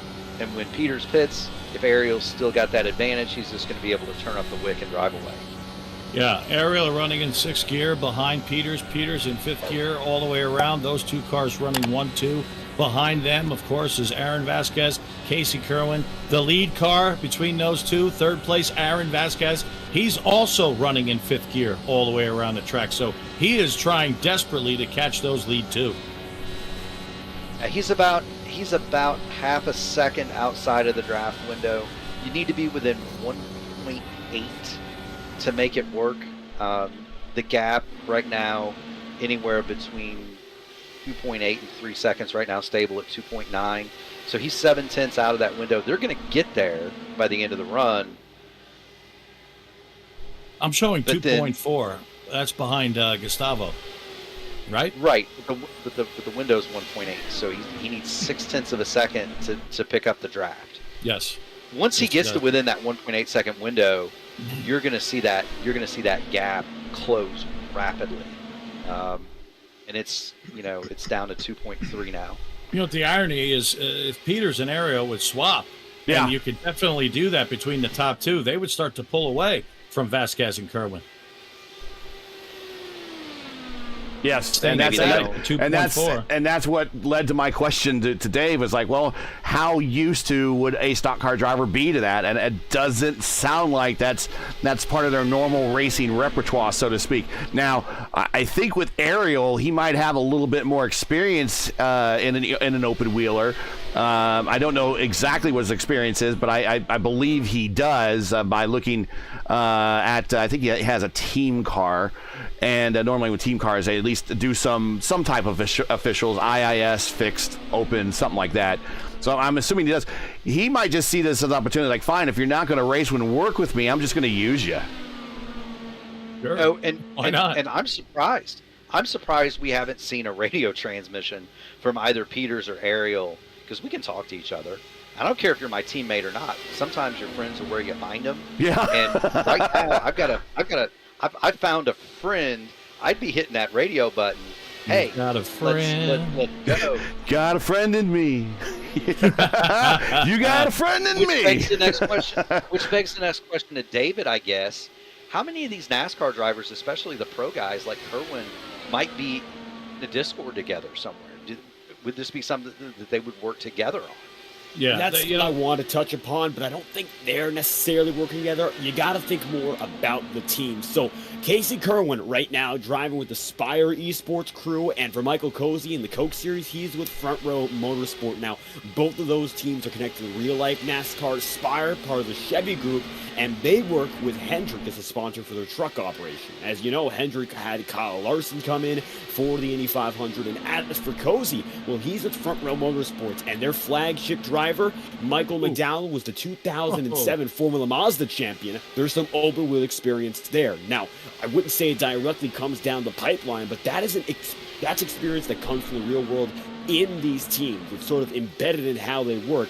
And these drivers have a bit of an advantage even compared to teams on the Indy side. You think of I5G as one of the big examples. We spoke a lot about them last night and how many drivers they had fielded. Even if you have those drivers consistently lining up in every single split, that real-world experience sometimes adds a different level. So I wonder how much insight Cozy, or maybe we saw previously Steven Wilson in this race, or the guys who are still left, like Casey Kerwin, what do they know from their real-world counterparts, because they're embedded in organizations that compete in real racing, and some of which have some open-wheel ties. I would think they're not working together as drivers, but I think the teams have something to do with it, perhaps. Yeah, Michael McDowell, a fantastic open wheel racer, ran some champ car races. If you guys will recall, in the old Lola B2000 in 2003, 2004, 2005, something like that, for none other than my least favorite open wheel owner, Paul Gentilozzi. And by the way, earlier we spoke about how important it is to know the drivers that you're racing against, and this question goes to Gary, who is somewhat of an IndyCar historian, as I am. Who was the driver who was famous for talking about that mental book that you should have on the drivers? Besides me? Well, I don't know a specific driver, but I think every driver should have that mental book on every driver. I mean, I don't know who was the first to write the book. I would have guessed it would be like a Mario Andretti or something like that. He used to talk about it all the time. That and the fine line that it takes to run fast. Some drivers can write that fine line with a crayon, and some drivers can write it with a finely sharpened pencil. Oh, come on. It was Tom Sneva, Gary. I threw my guess in there. I thought it'd be someone like Mario Andretti that would keep a book like that, considering all the drivers. But, to hear Tom Sneva say that's not a surprise. The guy's a school teacher. Oh, yeah. I mean, it was almost every other interview he would bring that up. Not to mention that the cars are going too fast. We need to slow them down, blah, blah, blah, blah. Well, and the trivia question for him that I asked during the IndyCar or the Indy Open 500 is, who is the only face on the Borg Warner Trophy that is sculpted with glasses? That would be Tom Sneva. Yeah, thanks. Not Bobby Rahal. No, not Bobby Rahal. I would think Bobby Rahal, but not Bobby Rahal. It's Tom Sneva. So real quick, we'll let you in on your thought here. We've got to take care of some business. If you're just joining us, we are now at the halfway point here at the top split of the fixed Indy 500 at 5 p.m. at the 5 p.m. time slot Eastern. So if you're just joining us, this is the RaceVerse coverage of the official iRacing Fixed Indy 500 coming to you from the greatest race course in the world, Indianapolis. We've completed now 101 of a scheduled 200 laps. If you're enjoying the RaceVerse coverage of tonight's race and would like to monetarily support us, please find a link to our GoFundMe campaign in the stream. We realize times are tough, so any donation, no matter the amount, is greatly appreciated. Also, make sure to smash that like button and subscribe to the channel so don't miss out on the next race. Rick, your thought, please. My first thought is yes, do not click that button. Smash that button. Yes. Very important. Smash. I don't know. We were talking about Tom Sneva. I really miss those days from the 80s. Those guys are my heroes. Although I got to admit, I have been warming up to this sort of spec car format where Current everybody's crew locked together. Yeah, it's really been growing on me. I didn't like it for a while. I missed the days when we had the Penske cars and the Wildcats and the Lowers and the Marches and the Lolas and the Cosworths and the Chevys and the Fords and the Mercedes and the Judd, the Porsche. And of course, how could we forget Dan Gurney's Eagle? Of course. Can't forget the Eagles. That's the other thing. I'm surprised that Dan Gurney didn't make like billions of dollars on it. That Eagle was fast, and there was only like 2 of them in the field, and Mike Mosley was really fast in it. Little Al was really fast in it, but for some reason, nobody bought the darn car. I don't understand. I have the answer to that if you'd like. Oh, good. Please. So the eagle that Rick is referring to is the Black Eagle, the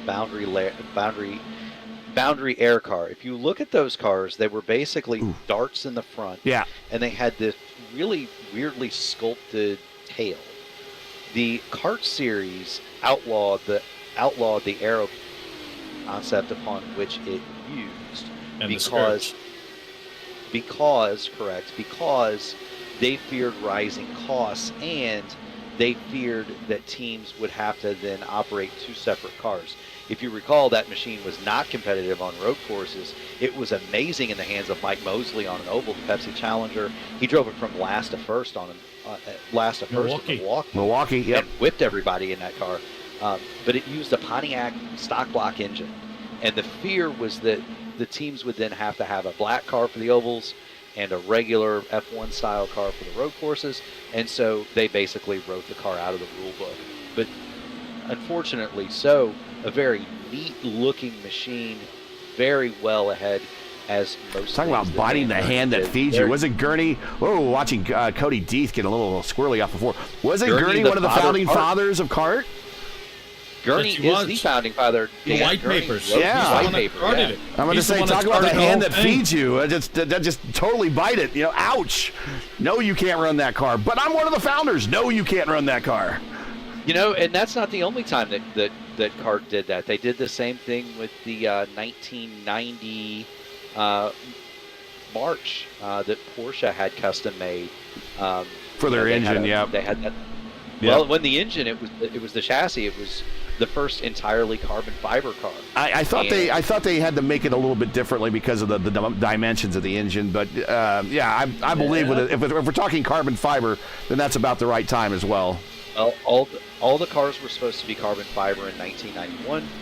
Porsche financed an all-carbon fiber March in 1990. CART came back and said you can't do that. They had to redo the car with an aluminum honeycomb lower, and basically killed the car. But that's to date the lowest car ever entered at Indianapolis. Rules, regulations. I miss the days when it was run whatever you want. You know what? Develop it and bring it, and let's see what it does. That was part of the intrigue of the Speedway. That was part of why I've come to love the Beast. I didn't like the Beast originally. I've come to love the Beast. And if you don't know what we're talking about, I'll let someone else talk about that. But he said that he exploited the rule, and the rule was 100% legal. He went out and dominated that race, did exactly what he wanted to do with that engine, and after that, USAC and even CART was like, no. USAC, actually, CART already had a rule, but USAC's like, no, you can't bring that back anymore. But who wants to talk about the 500i while we're sitting here watching these? Here we got Peter's coming to pit road. Yeah, so this is scheduled for Peters. This is as I would have expected. 28 laps. Be the first. 28 laps. So he pitted 33 last time. This is 28 this time for all the leading he's done. Yep. And I will say this, Gary, we can all go and blame Michael Greenfield for the beast. Right. It's his fault. We're going to see Luke Peters bring it to a stop here. Car goes up on the jacks, fuel and tires. Lap 107, so he's 3 laps short on the schedule here. This puts Gustavo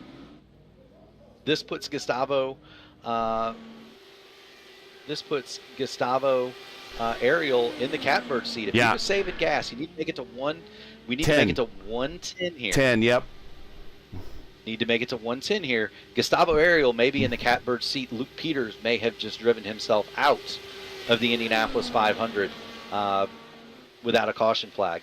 He's going to come back on the course. He is not going to be in the draft of the leaders. They're going to be about 5 seconds behind him.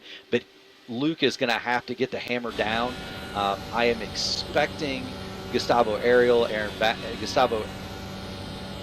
here in about another 3 to 5 laps. Casey Kerwin same. Aaron Vasquez is definitely going to be in trouble on fuel too, because he has been desperately trying to catch Ariel and Luke Peters. Yeah, an interesting development here as Gustavo Ariel has been pulling away steadily from Aaron Vasquez. He's fallen back almost 2 full seconds behind the leader, and third place Casey Kerwin has finally caught up to him. And meanwhile, Jose Soria is about a little over a second behind Kerwin. Yeah, did you see that with Casey coming off of 2? Almost reached out. If you're going to give a kiss like that, you might as well take it out to dinner first. That was going to be a good impact, and he kept it off the wall, but it was close. Yes, it was. So I have to mention we have 11 cars down. So the last one was Luis Nunez in lap 19. So he hit the wall on the turn 1, exit turn 1. Okay. And it's gone for Luis Nunez. So we're down to 21, and of those 21, 20 are on the lead lap. Yes. Romanitis coming out. Vasquez and Kerwin and that crew are inside the draft envelope of Gustavo Ariel. So they're there. That gap, that 1.4 second gap is going to evaporate. Yep. I don't know about that. I mean, Ariel has been pulling away from Vasquez. Why would he all of a sudden now start to reel him in? I mean, is Vasquez saving fuel? Does he even want to reel him in at this point? He's been dropping back, but now, as you've spoken, watching the gap, he is reeling him in. Now it's down to 1.2. Yeah, they're in the draft. Okay, this is Giro Encinas, and he is coming off pit road for his scheduled stop. He went 32 laps last time, and he is getting back in line, going a lap down, but he will get his lap back when everyone else in front pits in front of him. So get on the bus, Gus, as Gustavo Ariel is your leader and is now in the catbird seat, provided that he doesn't do anything down the road to impact the rest of his race to possibly get the win here at the fixed Indy 500. Casey Kerwin P2, Jose Soria P3. Pit stops are intimate for all these drivers right now. Everybody we should expect on pit road very, very soon, with the exception of Caden Rush, who has a couple of extra laps on everybody. After that, we're looking at one more stop. So these guys will get us to 150-ish, then 180-ish, and then we're home at that point. And here comes our leader on the pit road. Now, these guys who are stopping right now, on countback, they are now in position where they can go fuel map 1, full rich, let it all hang for the remainder of the race. They need to save 0.00 gallons from here on out. The only reason to save fuel now would be a shorter pit stop at the end. If the yellow flag comes out at an inopportune time, all of a sudden you might see these guys go into fuel saver mode again. So Gus is on the side of Gus's car here, has Verstappen.com Racing. So I didn't know, does Max have a race team? The Red Line something is the team, I think. Red Line Racing? Yeah, that's the team for Verstappen. Is this one of his, I don't know if it's one of his drivers or just somebody that found the livery. Oh, maybe. So Casey Kerwin Kerwin is able to go much further. Yeah. So apparently he was, in fact, saving fuel. We'll see how many more laps he I am gets not in. surprised at all that Casey Kerwin's out there saving fuel. None. Well, he was running in second place, and he made Yeah. no attempt to get up to the leader and swap draft and try to. He's loose. He is loose right now. Third. Yeah. Let's watch him. He also has the look good benefit of there. having Steven Wilson and Will Lyon directly in front of him, and he is in their draft. And this is why going long at Indianapolis can be such a huge thing. Casey Kerwin, by virtue of staying out, he's getting the tow from the cars that came in earlier.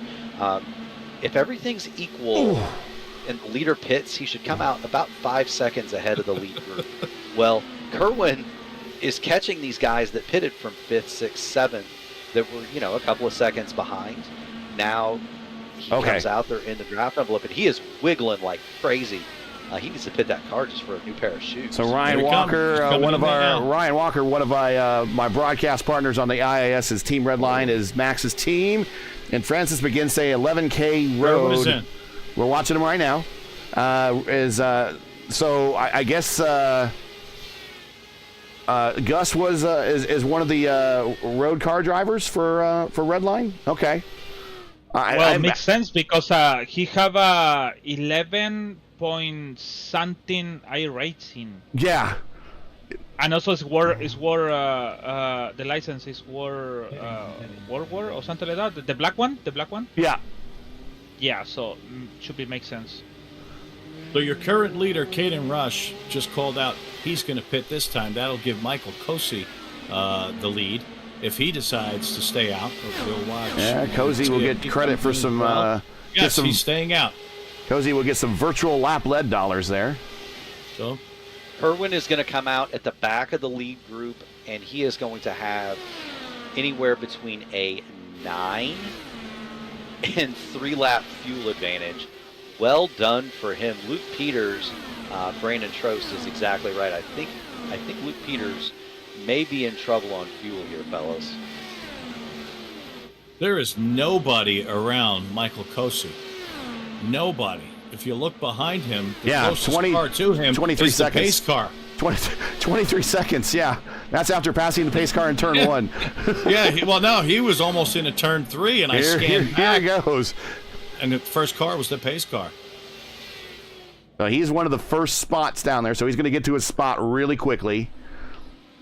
16 seconds now back to Peters, who will pass him for the lead on pit road. The delta on pit road seems right around 35 seconds, give or take. Peters now down the front stretch, back in line. But behind him is Gus. I have an uncle named Gus, so I hold that name with high regard. Uncle Gus. So we got Uncle Gustavo here, who's our 11K road racer, and he's probably right now. I think Gus can get to the end now just by simply hitting his number. He could. Lap 119. Well, yeah. I mean, Gus pitted on lap 114. So let's break out the old Microsoft calculator here. 114 plus, let's just go 30, right? That gets us to 144, right? So we go 30 to 144 plus 130. That gets us into the 170s, and we're home, baby. So once again, we've got 4, 5, 6 cars running all together following the leader. Let's see how far behind Chris Vandeness is. Yeah, he's in that battle as well. So everything has tightened up. Between the last pit stop and the most recent pit stop, things have really gotten close. And here's the thing. These, from second on back, they don't have to race Peters at all. They can just let Peters do whatever he wants, unless there's a caution. Now, a caution... And I just jinxed this. Lap 120, circle it, it's me, it's my fault. But if there's a caution, then all bets are off the table now. Everything kind of resets. But if this continues to go green, I don't think Peters is in, and here comes Kerwin. Gary, I think he caught everyone off guard there.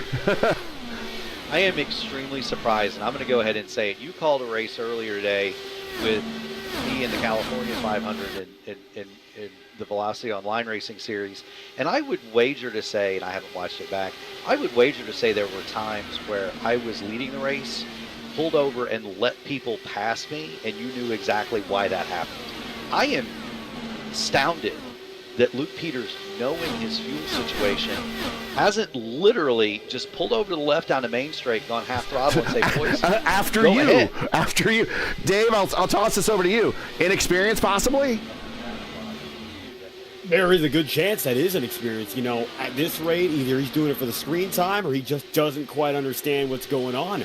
I mean, looking at the situation, not going to help him out for going with that overall race win, but at this point, banking on a caution. Maybe that's the attitude right now for Peters. He's so far deep to this point where there's really nothing you can do.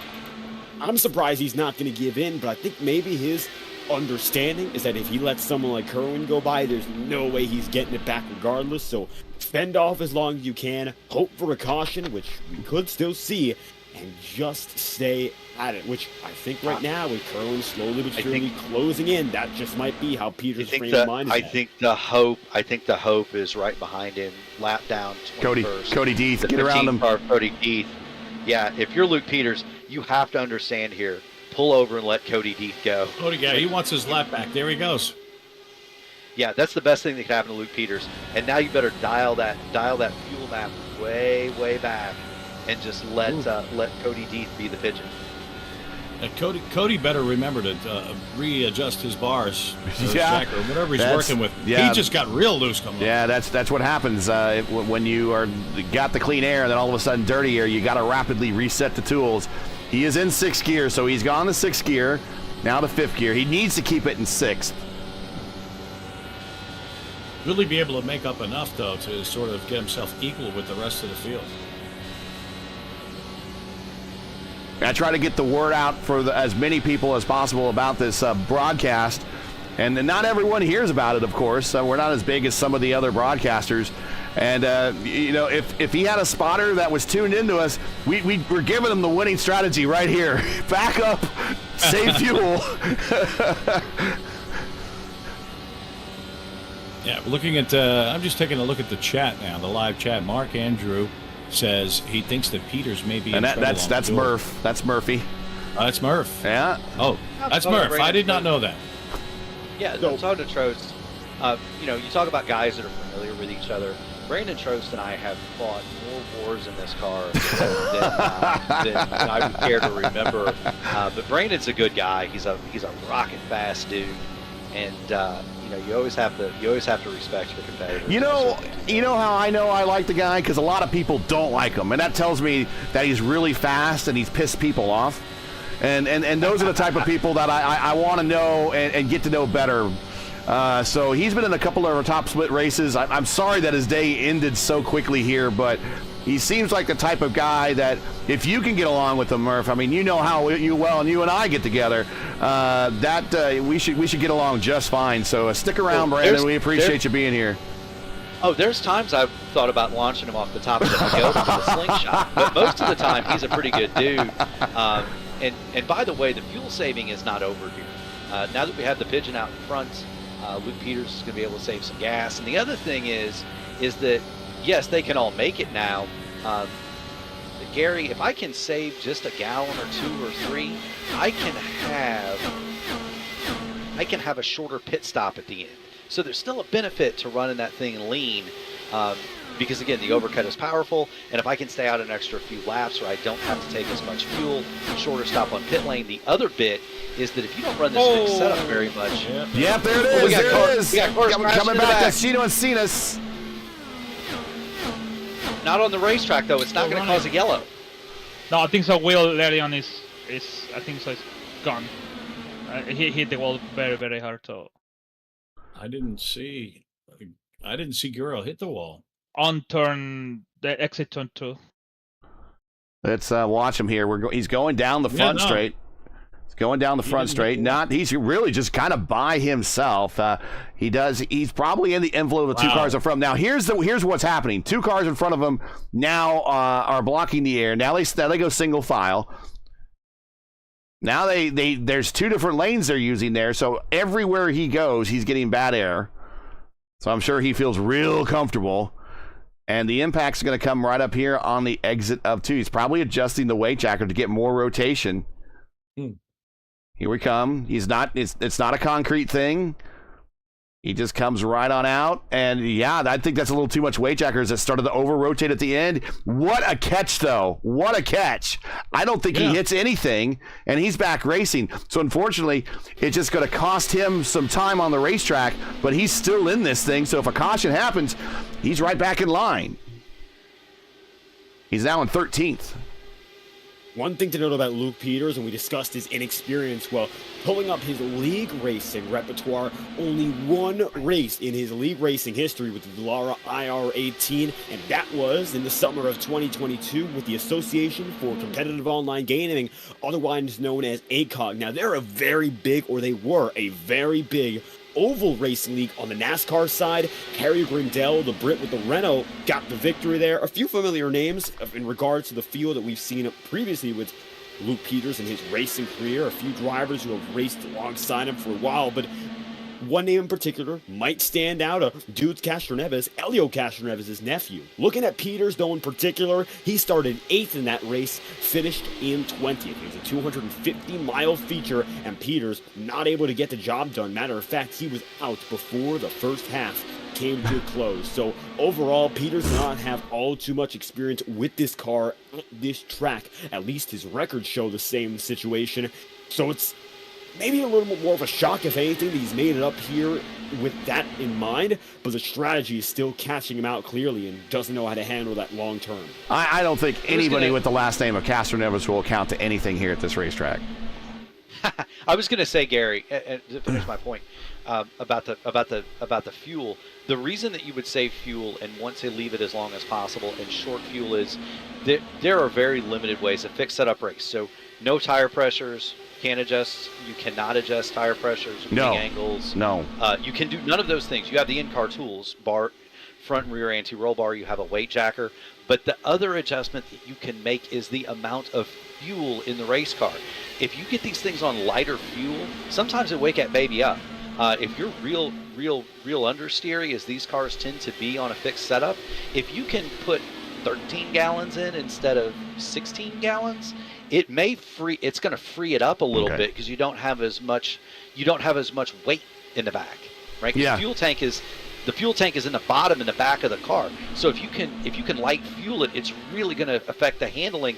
And so there is benefits still to saving gas, even though they can make it. And I'll get off my fuel saving horse because I've talked about it way too much. Yeah, no doubt about it. And I just want to take this time out to thank iRacing for putting all of those little details into this simulation.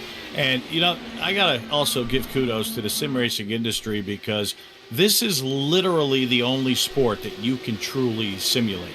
And by that, I don't mean the smell of, methanol or ethanol and the danger factor and the G-forces. Although there are, methanol those days. But you can actually sit there, in your comfortable racing seat. You've got your steering wheel there. You've got your shifter or the paddle shifters. Either one, a 6-speed shifter, the gas, the brake, the clutch, the whole nine. You can simulate it. You can't simulate football. You can't simulate baseball or basketball or hockey or anything else, but you can simulate auto racing. You can actually sit there and feel like you're racing just like the pros. And I just want to mention teammate alert. I believe Vasquez and Soria are teammates. Just looking at their cars, same livery. So often we don't make these connections until later in the race when the field kind of thins out. But I would imagine those two are working with one another. Now, the car in front of them is Gus. Now, Gus is not their teammate. Very similar looking car, though. But those two, as we like to say here, and I know, Rick, you do race a lot, but sometimes you do race with teammates. But even sometimes you have to admit this, there are strengths in numbers, especially when you need a wingman in a time when a lot of people around you don't have one.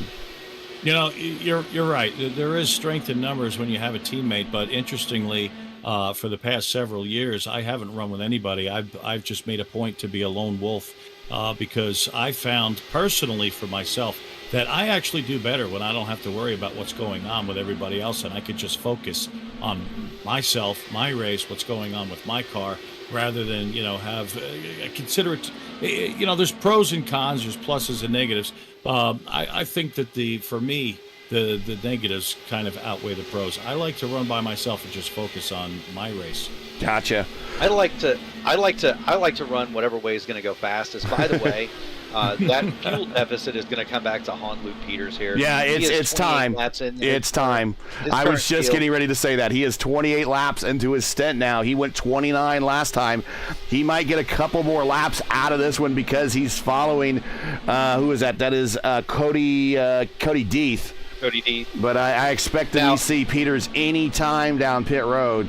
I'm gonna lay a dollar bill on the table and ask you gentlemen if any of you want this bet. When Peters peels off here in a couple of laps, is Casey Kerwin gonna go up there and pass Cody Deeth, or is he gonna follow him? I got a shiny silver dollar that says Kerwin is not gonna pass Cody Deeth. No, he's gonna follow him. It behooves Kerwin to stay behind because Kerwin, listen, if you look at all of the cars in the field right now, Peters 29 laps. Ariel, 23, 24, 22, all the way down. The lowest, let's see, Kerwin, 20 laps. That's a huge advantage. He wants to capitalize on that. A couple of other cars, Caden Rush, 19 laps. Michael Casey Jr. running in 16th, 18 laps. Those three guys have got a serious fuel advantage, and I wouldn't be surprised to see, if it comes down to it, one of these guys in the back like Casey Jr. or Caden Rush actually stay out, play the fuel mileage game, and win this thing. Wouldn't surprise me, guys. It's possible. They're not that far back. Well, we got him on the camera now. So Luke Peters, anytime. I wish we had everything animated on pit road to the point where we can actually see a crew lay out so we know when they're coming to pit road. That would be really, really cool to see. But yeah, it would. Yeah, and I wish we could see all the pit road animations, not just when we have our own car. That would be really cool to see. But this time, Peters going longer. This time, 31 laps on this stint. Has a little aid of the car in front of him, helping him out. Just so you know, Cody Deeth, 25 laps into his current stint. He's been pretty much by himself the entire time. There is a possible danger. Well, and maybe a danger. I don't know. Could be a benefit to Peters that Deeth and Peters might hit pit road at the same time. You know, it's interesting, too, Gary. I'm looking at the field and how strung out they are. Of course, they seem to bunch up a little bit after the pit stops, but with the quality of the field, and I said this earlier, and I think I jinxed it, but I wouldn't be surprised. Pit road, Luke Peters. Luke Peters and Will Lyons. Oh, they're all coming in. Will Lyons, excuse me. To get back to my point very quickly, I think it wouldn't surprise me if you're going to play the odds with the quality of this field. There is a good possibility we could go the rest of the way. We're going to have just 60 laps to go next time by. We might not see another yellow flag. So that fuel mileage game might really come into play. Just a little trick there that I just highlighted on my on the telestrator for Will Lyons. Look how close when he pitted on pit road and he came to that white line there that you see along pit road. You have to just be inside that for your pit road and hit your marks for your pit stop to be legal. And the closer you are to that line, the shorter it is for you to roll off. So he's doing everything to save time. Very strategic there. So I just wanted to point that out. He's doing it right. Casey Kerwin now with the lead. Gustavo Ariel running second. Aaron Vasquez. These guys have run, let's see, 24, 27, and 28. He is following in the tire tracks of Cody Deeth. When Cody Deeth went to the inside, Kerwin went to the inside. So he is well within the draft envelope. He's only 8/10 behind Deeth. So he is right in the draft envelope, right where he wants to be. And then right behind him, here's another car coming to pit road. That is Romanitis. We have right behind him is Giro, who had that moment, or yeah, I guess we could call it a moment a couple laps ago. Giro, has he just pitted? Giro has. He lapped on 139. I'm not sure that Kerwin is playing this right as far as fuel. The farther you are behind a car, the less fuel saving you have. The closer you are, I think Kerwin might want to move up a little bit closer. He's within the draft envelope. You're right, but he's within the draft envelope. He's within it, but he's still. It seems to me like he's pushing it. And he's coming off. Now it's not a point. But go ahead, Mark. Gary and Rick, they've dropped Gustavo Ariel. Right? They've dropped Gustavo Ariel. They've dropped Ariel and Soria out of the draft envelope. The draft window. 1.8 seconds. That's why Kerwin's pushing. If he can drop second place, if he can drop second place, he's home, right? He's home free. Here's the gap. And right now, 2.4 seconds. Seconds. Yeah. Well, but it's 2.2 because you're going to go to Encinas. No, I got the gap on. We're good. There's no way Kerwin's saving fuel right now. He's way too far behind. He doesn't need to. He doesn't need to. And he's within the draft envelope of Will Lyon. So they're going to continue to pull away. And Kerwin's deal right now just down the envelope of Lyon. Yep. He wants to hit pit road at the exact moment he gets to the back of Will Lyon, because that's when he's going to slow down. Right now, it is free speed for Casey Kerwin. He can stand on it and pull away that gap, and he may have the race in the bag. And Brandon Trost said it. Kerwin has plenty of gas. He's going to try to run and hide, and that's what I think he's doing, guys. Could be, but Kerwin is running in 5th gear. That's not a fuel-saving gear. He doesn't need to necessarily, does he? Well, he's well ahead on gas. He doesn't need to. He is well ahead. But he wants to keep that going, though, is the point. He doesn't want to lose that advantage. He wants to keep building on that. 28 laps into this stint for him. Right behind him, Soria, 30 laps. Gus, 31. Aaron Vasquez, 32. Chris Neese at 30. Lindquist at 31. Munoz at 30. Hides at 30. Caden Rush, there you mentioned, he's at 27. And the other name you mentioned, Michael Cozy Jr., he is at 26. Pinto at 29, and Berg at 29. It's interesting. Go ahead. As we sit here, I kind of wanted to see what David and LGN thought about this whole race. What are your guys' thoughts? Well, first. I'd have to say it's almost the opposite of what we saw last night. At least for now, when it comes to the incidents especially. We saw early on, we got that great 80-plus lap run to kick off the night. Then we got a few showers of incidents toward the tail end.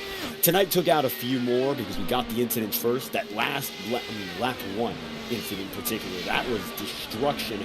But ever since then, we've mellowed out. We've gotten ourselves on a very good run of laps, consistently getting that rhythm in. And it's a different field of drivers in the sense that it's almost turned into a battle between those oval guys who were more at the back last night and the drivers who were regulars here. And right now, Casey Kerwin is in a very good position, more than 3 seconds away from second place in the pack then on back.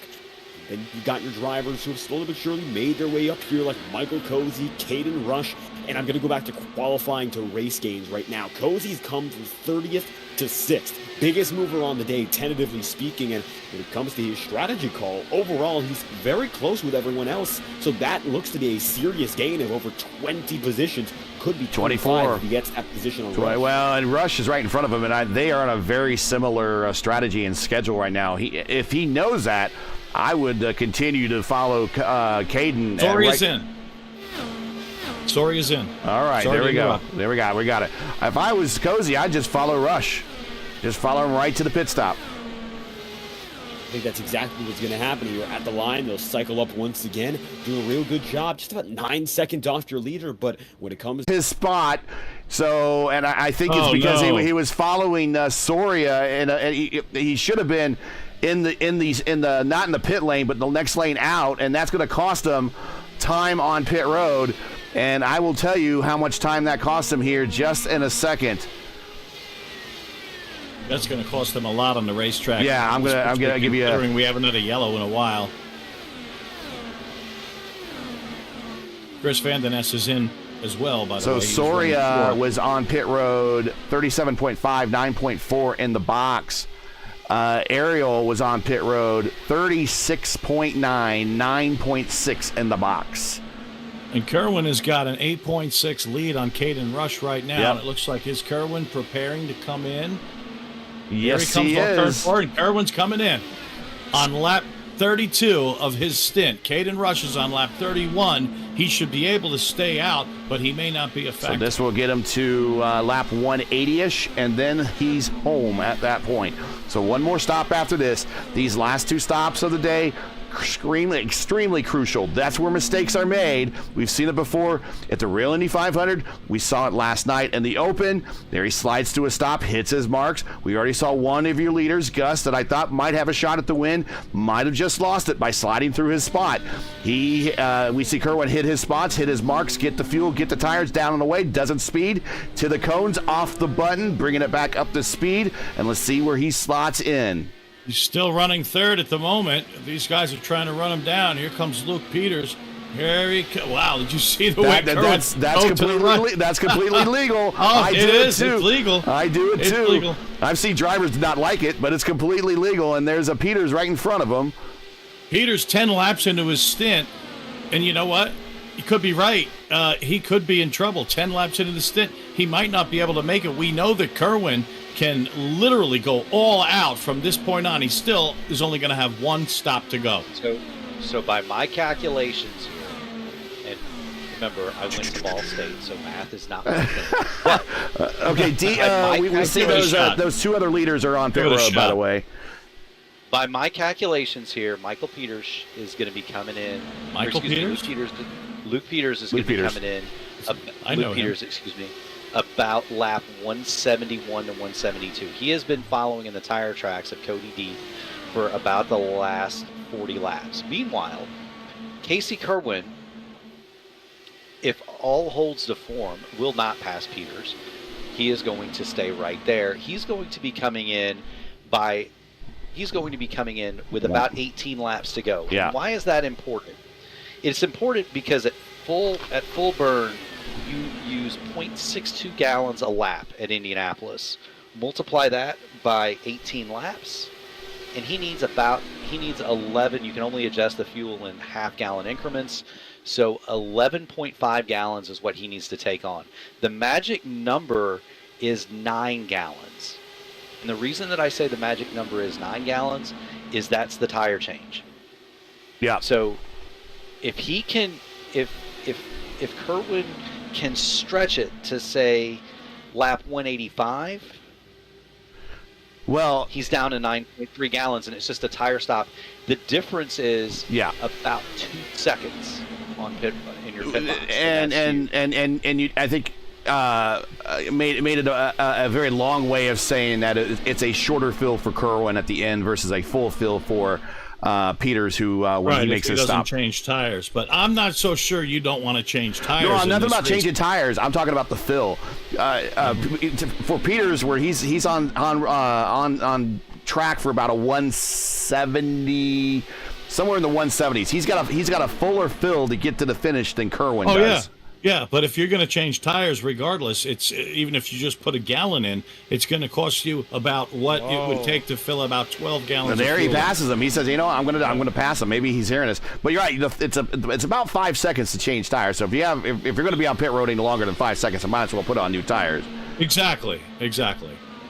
So it's like 6.5 dozen one or the other. It doesn't really make a difference. What I'm saying is a full stop is what Peters is going to have to take. That's about 9 seconds.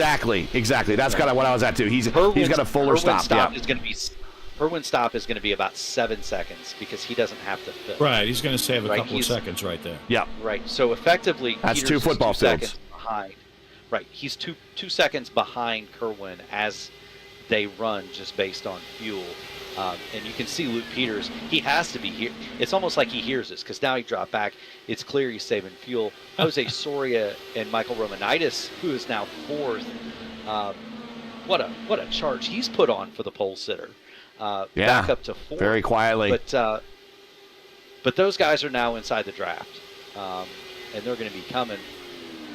Okay, I got to do two quick ones here. Let's throw it to LGN. LGN, any thoughts here on what we're seeing on this? What the fuel strategy is? We think it's been played out. Has the hands been dealt? Are we looking at our winner with Kerwin right now? Well, I'm very bad for the strategy. I remember I talked to you about that. I remember one Indy 500, my first complete Indy 500. I lost in the back straight. I ran out of fuel in the back straight. Then other cars came in 10 seconds on the back and told me, "Oh, good win." I said, "I didn't win. I just didn't pass the line and I lost the the race and there. So I say Kerwin already passed Peter, so I think he's confident to win the race. Like Murphy said, should be in lap 18, could be enter, or like in my mind, can say can make maybe in lap 25 or 20 to be on the end. So I don't know. So like I said, I'm very bad in the calculations and things. But we talk to everybody. I think Kerwin is gonna be the winner. Soria maybe gonna be the second, and Wilson, which is so far, maybe Romanis or something like that is his name. Romanitis. Yes, Yeah. very bad for last name. So Michaels maybe. Join the club. I'm really bad too.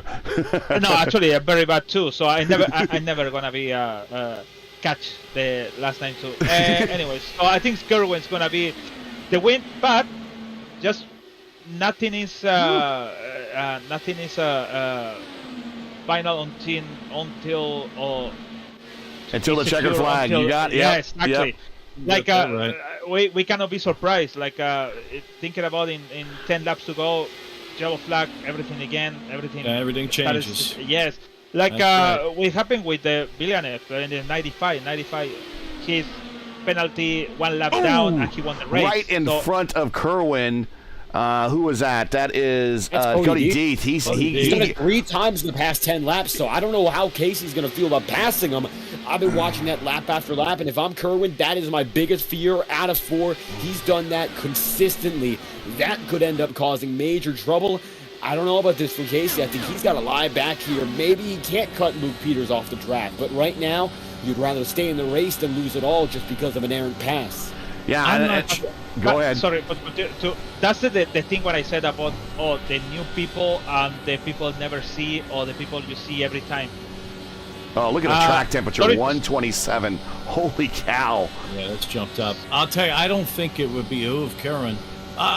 Let's watch him right here as he closes in going into turn 1. I don't know if he wants to pass him right now. He's in a pretty good spot. However, with 10 laps, only 10 laps on that stage, he's got 10 lap fresher tires than Luke Peters behind, who's struggling to keep up, 1.1 seconds behind. He is in the draft, but he does have 10 lap older tires. Yeah. So maybe Kerwin wants to stay right behind Deeth.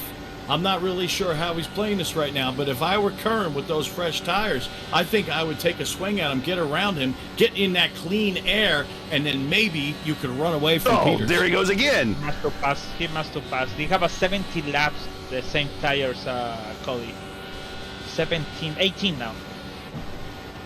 And Brandon Tross says, I agree with you there, what you said in chat. Yeah, I agree. So we are watching here in the last 40 laps of this 500. We've been, I don't want to say it, mostly caution-free since our last totally caution-free since our last caution. I've jinxed it done twice now, and we have not seen a new caution come out. We have seen some incidents, but have resulted in a caution. Real quick before we get into the final stages, Dave, turn it over to you. What are these ringers doing out here? What have you seen so far, and who do you think's got themselves in a good position here in the last 40 laps? Well, it's self-explanatory to say that Casey Kerwin is in a real good spot right now, leading the way and perhaps looking to back up the U.S. 500 effort he put in December of 22.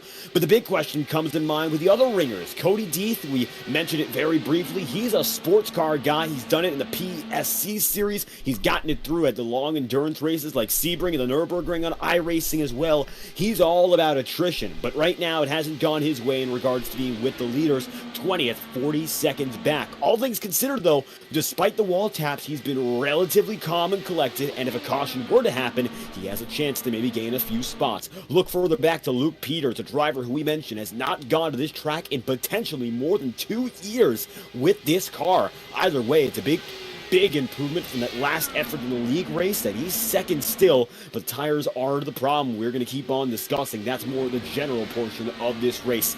Steven Wilson, we have not spoken much about this. No, we have not. Number 3 machine, 29th to 5th. He's up that 24 spot margin. He's done almost the same thing Cozy was doing, but I think for Wilson, it's a lot more sustainable. And one of our pro drivers who's got that Coke Series experience, showing exactly why he's here. 8,448 I rating, one of the highest in the field, and he's up there in 5th for good reason. As for Mike Cozy, take a look back. He's in 16th right now from 30th.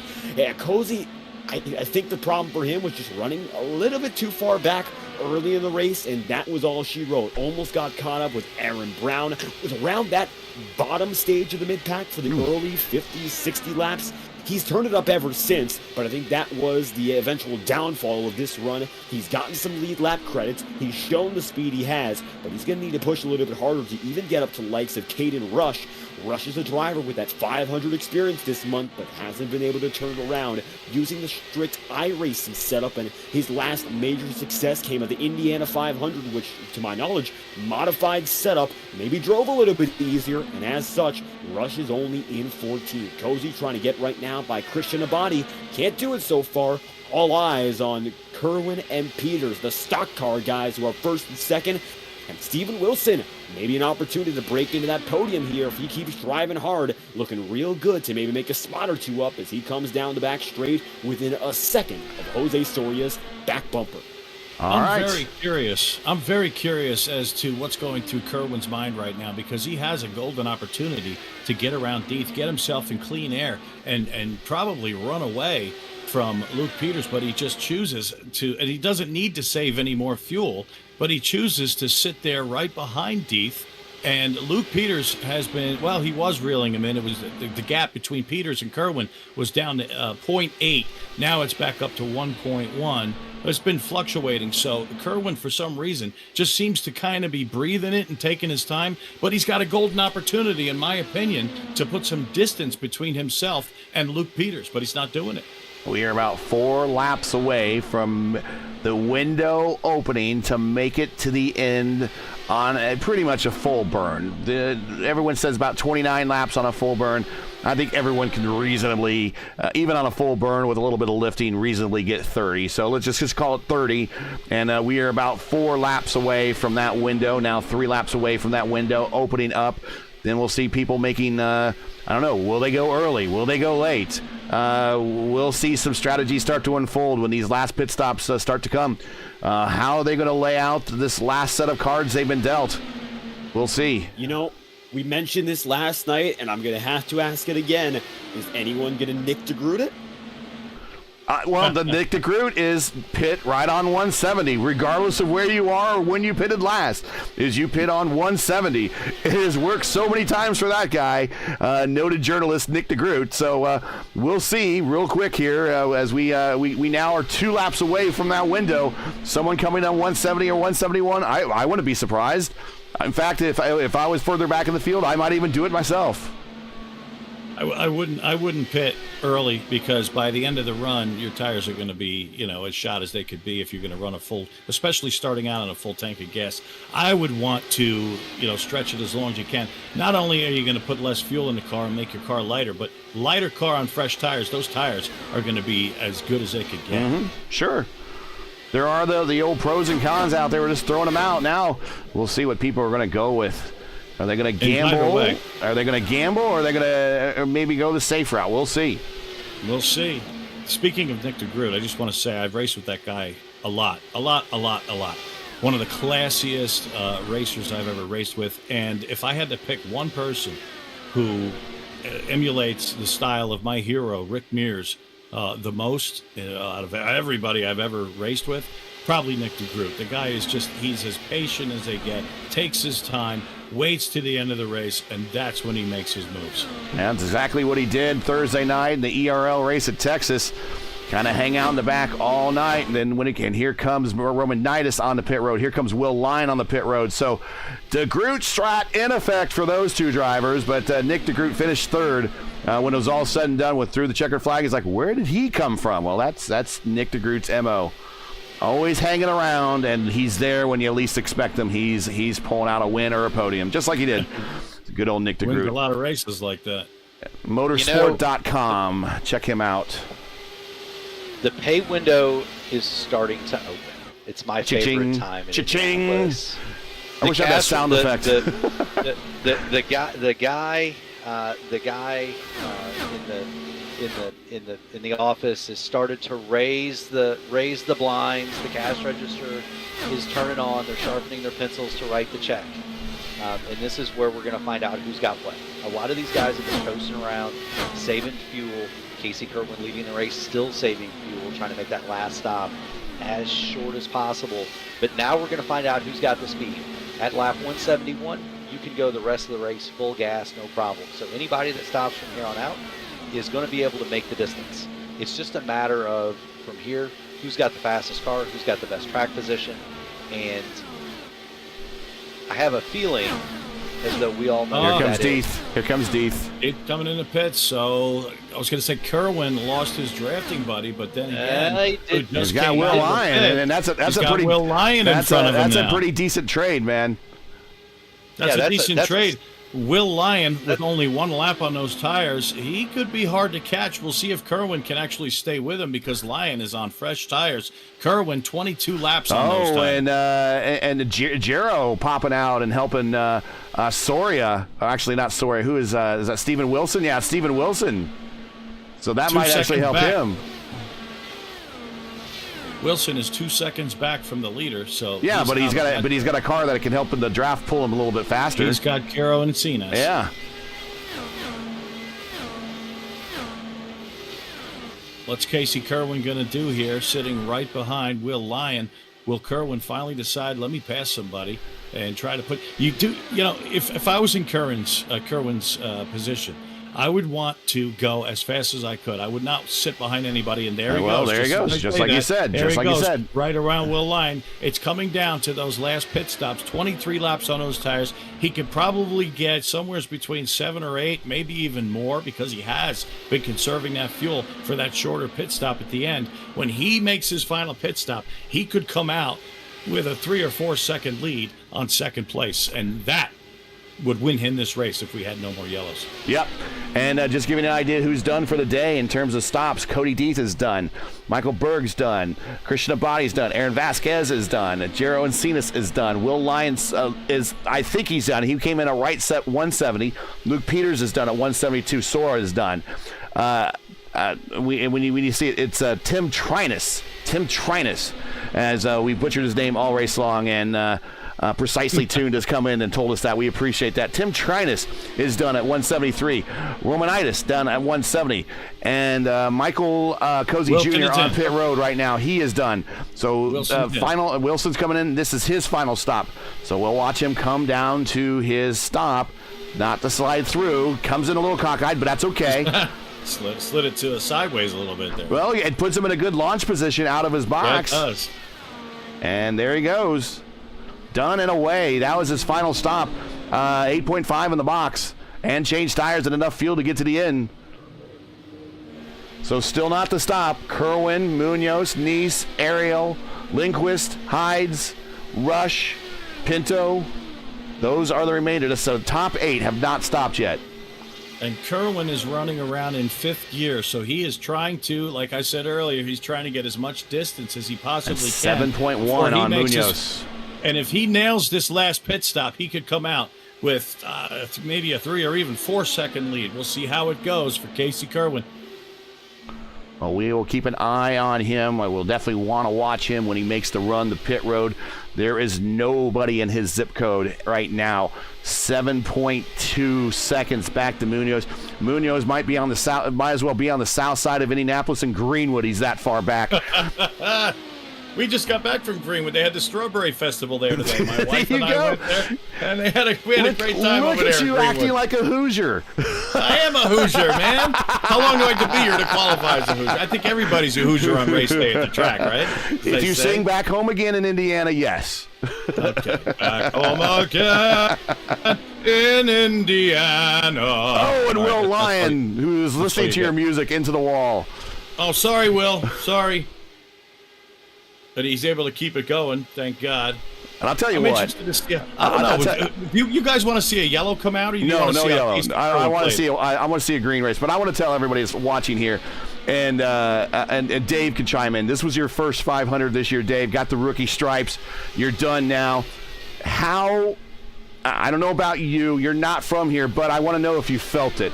How emotional going through those opening ceremonies is it when you're for back home again in Indiana, for the national anthem, for the invocation? You're on your feet, your hat's off, you get the flyover, you get the national anthem, you get the America the Beautiful. How emotional is it in those opening? And you haven't taken the green flag yet.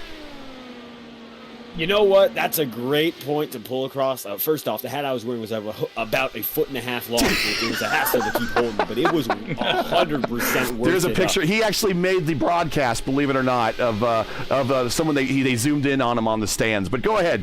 Continue your thought.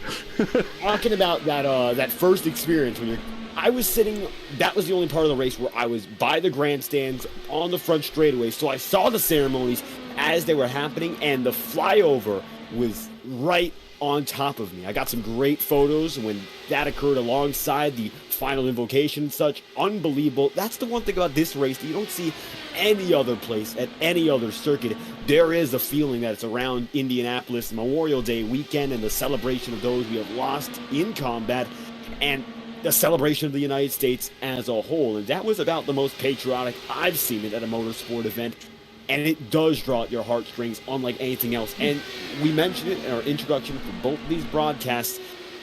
It's hard to quantify how much Indianapolis means in every sense of it. Either you're a driver, you're a spectator, you've come along as a veteran, or it's your very first time attempting. For some of these drivers in Top Split, it might be their very first or their experience on the platform doing it time and time again. But everyone knows what it means, and that's why they're here.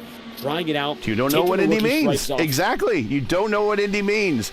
Mark, one word. Rick, one word. It does. Here comes our leader to the pits. It does bring a tear to your eye, does it not? You know what gets me is the playing of taps. The playing of taps. When you hear almost 350,000 people go silent. Pin drop. Oh, it's just, yes. I mean, the hair stands up on the back of my neck. I get goosebumps. And yes, tears come to my eyes every year. Final stop. He hits it. Not speeding. On his marks. Up on the jacks. New tires. Just enough fuel to get to the end. Doesn't need a drop more. Down and away. Out of his spot. On the button. Let's see if he gets to the cones. He comes off the button. Stop is done. Is this the last stop for our winner right here, coming up the speed on the access road through turns 1, out to the south short chute, get back onto the circuit, back down through the access road, right in front of the Children's Hospital suites there, and down the backstretch. How clear is he of the leader? Here comes Caden Rush. Well, it was Luke Peters. He's outside the window. He's outside the window. Casey Kerwin stopped 33.5 seconds from pit in to pit out. Luke Peters 35.2. So he lost almost 2 seconds on that final pit stop. Casey Kerwin is in a great spot to win this 500-mile race. Caden Rush on pit road, his final stop. So now that's actually Chris Van Dees, Van Denise. Caden Rush is now your leader. If I can get the cameras right, here we go. And he's expected down pit road any time. He's on 31 laps. We're now at 182. Last chance, if we get a chance, I want to thank everybody. Once again, if you're just joining us, the RaceVerse coverage of the official iRacing Fixed Indy 500 coming to you from Indianapolis, where Caden Rush is our leader, but he's going to hand it over to Casey Kerwin, and we're now less than 20 laps to go. So make sure to smash the like button, subscribe to the channel so you don't miss out on the next race, and do us a favor. If you like what you see here, hit the donate button in our GoFundMe link, and send a donation to our GoFundMe campaign and our broadcast fund. We really, really would appreciate it. We're down to the last 20 laps of our special 1,000-mile coverage all weekend here. Boy, and here comes Caden Rush, last stop, last driver to come down pit road. Now this turns into a sprint to the finish. Gary, you asked what Indy means. I'm going to give you not a sentence, but a time. 357 days, 16 hours, and 21 let's go back minutes. to Kobe Deeth. Go back to Kobe Deeth. Right, Michael Romanitis and Steven Wilson They're all right together, and they have been battling. Look, here comes Wilson once again. He's gonna pick them both off going into one, but a little desperation there, and they got so close. I thought we might see a yellow. And Romanitis, I don't know how he got cycled so far back, but he has spent the entire day fighting back up to the third spot. The entire day. So it was the second caution. Romanitis came down pit road with 1 lap to green. We don't know why, of course. Could have been something as simple as he had to use the restroom. You can do that under yellow here. But he came down. He went to the back of the field. He fought his way all the way back up. But we're watching something truly special. We're watching something truly special with Casey Kerwin here. And like I said, Gary, the specialness of Indianapolis is that we're already counting until the next one. Yes. There is a clock on my wall right above my rig that tells me into the day, hour, minute, and second to the next green I'm flag. surprised Rick doesn't have something like that. No, you know what Rick does? I mean, if I knew it existed, I probably would have. Rick just has a mental clock. He just knows. That's true. Shout out to my great Ask friend me at Kyle any time O'Brien. during the year. Shout out to my great friend Kyle O'Brien who designs these displays. Oh! What is Kobe Deeth doing? He just got right up behind Steven Wilson, who's running in second place, almost 4 seconds behind who looks like a sure winner if we don't have a yellow flag, Casey Kerwin. But Cody Deeth just got right on the wing just before turn 1, and I swear there must not have been 2 inches between the two cars. Oh, here we go. We're watching it right here. And he's a lap down. Look at and that. Jose Soria, why is he getting involved here? I mean, we're almost, let's see, 186, so we have 14 laps to go this time by, and there is Cody Deeth running between Steven Wilson running second and Jose Soria running third. Why is he doing this? There's no point. He cannot catch the leader. He got so close, you can see he's wearing a Luigi helmet. Look how close he is right now. Why is he doing this? I don't understand it. He cannot catch the leader. He won't get his lap back. He should just step out of the way and let second and third fight it out. Now he's going to the outside and down to the inside. I think Wilson's Soria. letting him go. Yeah, Wilson's letting him go. And Soria's like, you know what? Soria's, I'm going to try to fill that spot in, but he couldn't quite get there. But, yeah, he let him go very wisely. But, yeah, it comes down to kind of what we talk about every week on the Top Split broadcast is just etiquette. And should you be in this position? And here he goes. There goes Soria. There goes Soria. Now there is a way for Soria and Wilson to manage this, right? If a guy is in that position and he's not. Oh, there he goes. Now he's getting out of the way. Cody may have heard our broadcast and said, you know what? They have a point. Let me back it down. I can tell you what would happen if this were a regular weekly Top Split race. The lead car would make the pass and just drive up in front of him and give him the dirty air. Because P2 and P3, their only shot now is they have to start swapping. They're not going to make up 5 seconds. Yeah, and it's 5 seconds in 10 laps. Even if they swap, they wouldn't make that up. Right, they might have had a shot if it was 2 seconds as it was when they came out. So now the lead's so big that Soria might as well be in Terre Haute. It's a battle for second place, basically. Yeah. That's what we're watching. Soria, Wilson, and Romanitis. And again, Kobe's going to sort of back it down. Okay, good for you, Cody. I'm glad you finally decided to do that. Peters. A couple of other cars. Munoz. Yeah. Now, we haven't said Munoz's name hardly all day, and this is a battle for fifth. And Munoz does a bit of a Brazilian clear down in front of Peters, but gets the position. Now we're snaking down the front stretch. Conversation there between Will Lyon. So Steven Wilson, running third, sitting right behind Soria. That's the battle we have to watch. Casey Kerwin is gone. He's got this race won if there's no yellow flag. But this is the battle to watch. Second, third, fourth, fifth. They're all running right together. Matter of fact, Cody Deeth is behind fifth. Okay, so that's the battle. So now we're 10 to go. We're at 190. No, actually, we're coming 10 to go right now. And I'm just going to pose the question to you, Rick. I know you've heard it all the times. You've watched every Indy 500 telecast. You probably have listened to a number of them on the radio. how many times have we heard that the leader at 190 laps is not always win. There you go. That's right. I've heard Paul Page say that probably. I think let's see. He started 1988 ABC Sports. He became the lead commentator after Jim Lampley gave up the seat, or was sort of kicked out, I think, in favor of Paul Page. I think he said that just about every race. Yes. Since 1988. Yes. You got to point that out because, there's the common fan. There's people that don't understand. They say, oh, look, the race is almost over. Oh, Mario Andretti's he's leading. All right, he won the race. We know what's going to happen, and they'll turn off the telecast. That's why Paul Page would point that out. In other words, don't go anywhere. It's not over yet. Well, we don't want the viewership to drop. Ask Robbie Gordon. Oh, ask a lot of Davy Jones. Ask Mario Andretti. Well, actually, Mario. I think it was lap 187. Ask Marco Andretti. Marco, there you go. Another one. I mean, how many times have we seen it? Ask Not likely to happen here. What's that? I might point out. I was going to say, just ask any Andretti. I think they've all broken within that window. But listen, one thing I'd like to point out here. Soria and Wilson are not working together. No, they're not.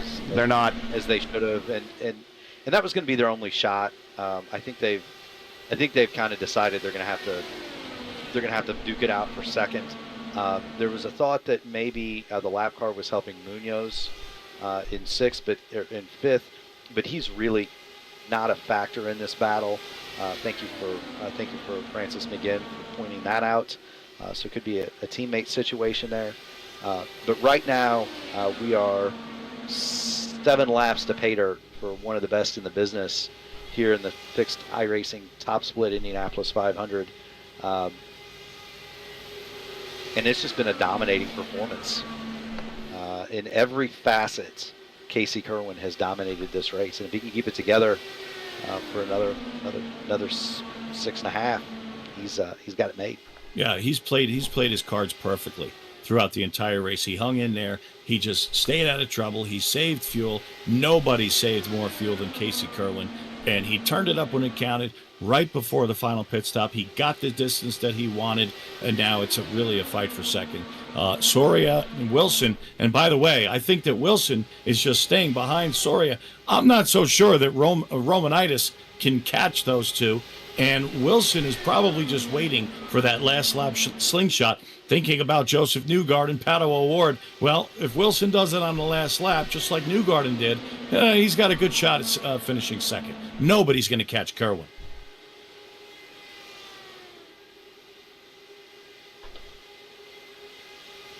So as it stands, 2 of your top 3 Coke Series drivers who have entered this race, perhaps as the outsiders looking in, and they're up there inside the podium. I don't think Steven Wilson is necessarily a lock just yet, but he's done a hell of a job making gains, and I think everyone here is in agreement. Casey Kerwin has been the man this race. Real quick, I don't want to interrupt you real quick. If anyone knows, I doubt he might know that we're streaming, so typically he streams his races. If someone can go look and then send them the invite from our welcome page. I tried. Yeah, see if you could get that to him and see if we can get him up here for an interview after the race. But sorry, Dave, didn't mean to cut you off. 5 to go. We're just coming now to a qualification run to wrap this thing up. You're right about that. It's going to be a 4-lap dash from here. Gary, we talked about this. We worked on this for last night's broadcast. Do we have enough time to look at the mound cameras? Watch the test. Look at the test. Look at Wilson. Look at Wilson. See Wilson? He's testing. He's not going to do it. See? There's the mound cam. Testing it. I don't know why he's testing in turn 1. If I were Wilson, I would be preparing for the pass in turn 3. But for the last couple of laps, he stuck it on the outside going into 1 and then backed it off. Just seeing how much of a run he could get. It's a view from the mounds, the viewing mounds on the infield. A special cam set up here by Dave here for our cam set. Oh, by the way, cam set, the main cams are provided by Whiplash Sim Cams. They are the exclusive camera providers. I want to thank them for their support of RaceVerse. And they have worked to help optimize these cams a lot better for IndyCar at Indianapolis to make our presentation that much better. Thank everybody that's helped us put on with the new overlay, with all the artwork, with all the production value increase, everything, all the people that have donated, all you guys in the booth. Oh, Kerwin in the wall down the backstretch for no reason whatsoever. That's not going to hurt him. Not going to hurt him at all. 6 seconds. As long as he just keeps it on the track from here, Right. he should be fine. Could you imagine? Well, at this point, a yellow flag would win the race. Kerwin's got it won no matter what. But again, watching second and third, Wilson looking to the outside going into one, but I think really he's going to surprise Soria and he's going to make the actual move. See, he's backing off again right there. He's going to make the actual move going into 3, and that should get him second place. You know what's funny? I turned on his stream. He just looks like cool as a cucumber. He's talking to people.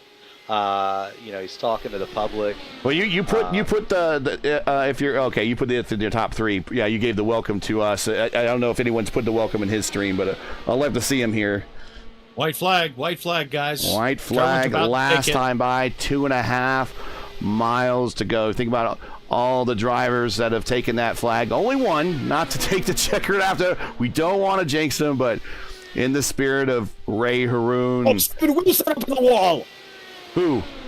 Steven Wilson gonna find himself brushing up against the front straightaway wall, so he's getting real close, setting himself up maybe with a pass down the back straightaway. This should be it. This should be it right here. Here he comes, heading for turn 3, a la Joseph Newgarden. Watch him go to the outside. Will he be able to sweep across the way Newgarden did to Pato O'Ward? He can't, but they're side by side, and Wilson is going to have the momentum Casey coming Kerwin. up at turn 4. Kerwin wins the race. But watch now. Now, Wilson has got the momentum, and he is going to take second. There Wilson it is. at the line, barely gets it, and the gap is going to be 17 thousandths of a second. Wow. Wilson gets the runner-up spot.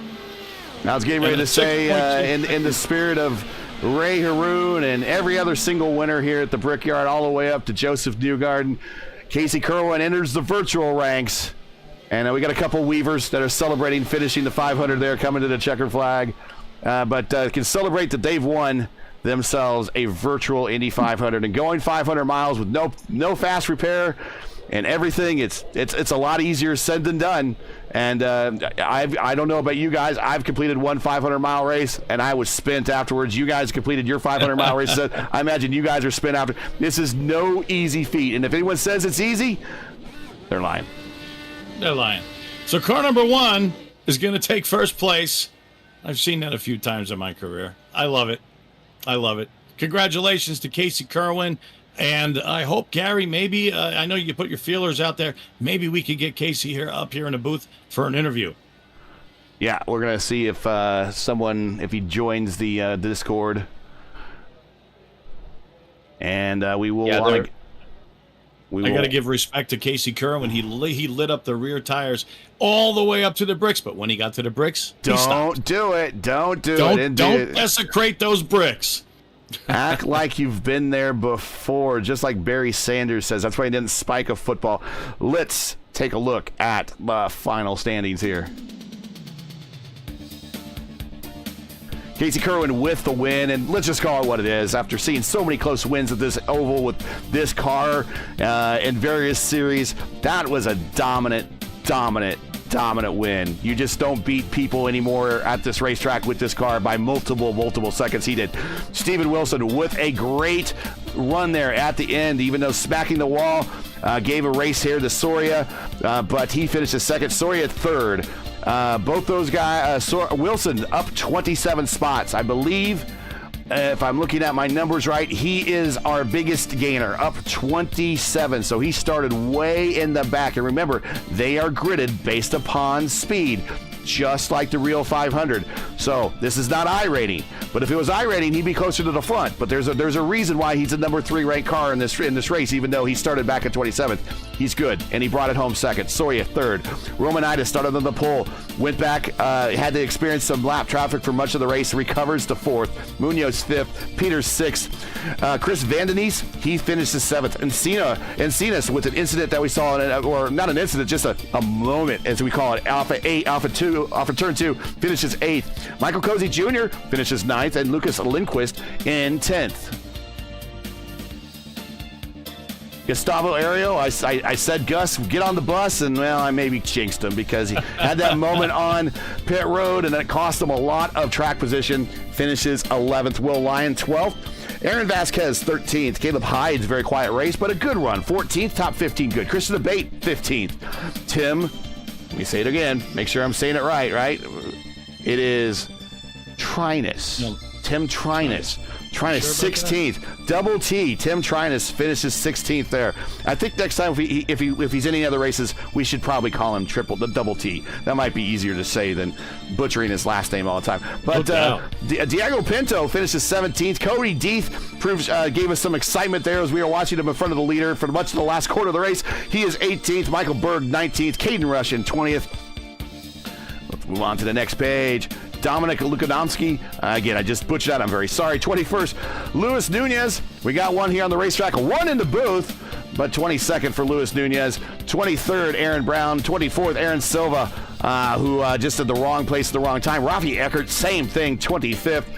Let's see, Matthew Hansford Taylor, the Hansford device there, is in 26th. Brandon Trost, unfortunately, day over early for Brandon, 27th, but we do want to thank you for hanging out in chat. We really do appreciate it. Rowan Gill, 28th. Escobar, 29th. Novak in 30th. 3 more spots, and we will get to the interview room, see if anyone's there. Eddie Bestwick, maybe he's related to Allen. I don't know. 31. 31st for him. Peter Dempsey, the Freedom 100 winner, doesn't really get very far into this race. He finishes 32nd. And 4-alarm Blaze Andrich, my man that I normally see him from the Open and IIS ranks, comes home 33rd. And I know he's disappointed at that with the equipment issue. And Gary, we are proud and privileged to have our Victor. He's down there in Victory Lane right now celebrating. Hasn't quite taken that swig of milk yet. The wreath is on its way, but here he is right now, Casey Kerwin. Casey, congratulations, fantastic run. Tell us about your race. Yeah, thank you. I didn't expect it to go that well for sure. I kind of last minute in like the second to last session of qualifying last night made it to be in the big race spot broadcast tomorrow, so I was like, I haven't raced the IndyCars since 2 years ago when I last did a 500, so I was like, I should probably do one to set up like the whole field lap one tomorrow in the big one. So I was like, I should probably do one to try and relearn how to race them. And honestly, I was kind of telling the chat, like, I didn't expect that it worked out that good. I knew I was going a little, like, only a couple laps longer on fuel and things like that, but it's kind of worked out where I think I got some tow off some lap cars that helped pull me a bit ahead. And just once I kind of broke the draft and had the fuel to burn, I think I was just able to just kind of run a wide open pace where everyone else still kind of saved. So yeah, it went really well. Hopefully tomorrow can go as good as that. And learned a lot. That's great. Yeah, that is awesome. Gary, Mark, go ahead, Mark. Yeah, so Casey, I was going to ask. The last time I think I saw you in one of these cars was the US 500 a couple of years ago. P2 there, winner today, obviously. Have you run these since then? Just curious. I have not run them at all except for Long Beach. Oh, come on. I did a Long Beach race like a couple weeks ago, or a month or two ago now. I did like the broadcast open race in that. But I haven't done them on oval since then. So it's a lot of fun. I enjoy it. I think the first time I even attempted a 500 was like 2020 or 21. And like it's been super fun to race every time I've done it. So it seems like it's a bit more drafty this year than it was like 2 years ago. So I think, like, again, I ended up breaking away today, but I feel like if you get some cautions or even if people are just able to stay on the same strategies, it's going to be, I mean, I think the open race today, big broadcast race, had an insane finish. So it's been super fun and I always enjoy doing it. Yeah, today's finish was kind of pedestrian by what we saw in the open race earlier in the open broadcast. We actually had you on another one of our broadcasts, ironically at Long Beach in the Indy Fixed series at the time when they were still doing road courses. Yes. And you did Long Beach with a no stopper. That's the only win in any race that we've ever broadcast, to see no one do a spit stop and come out and winning the race. So we're just happy to have you here. But the question I have is, when you saw Peters kind of in front of you, I'm sure that you were doing the math and you're like, why is he leading? Why is he not coming back to me to want to swap? I mean, were you just as well to let him stay out there and block the air? I mean, that really seemed like that was the winning move right there. Just stay behind Peters and let his strategy, kind of go to dirt while it really richened your strategy.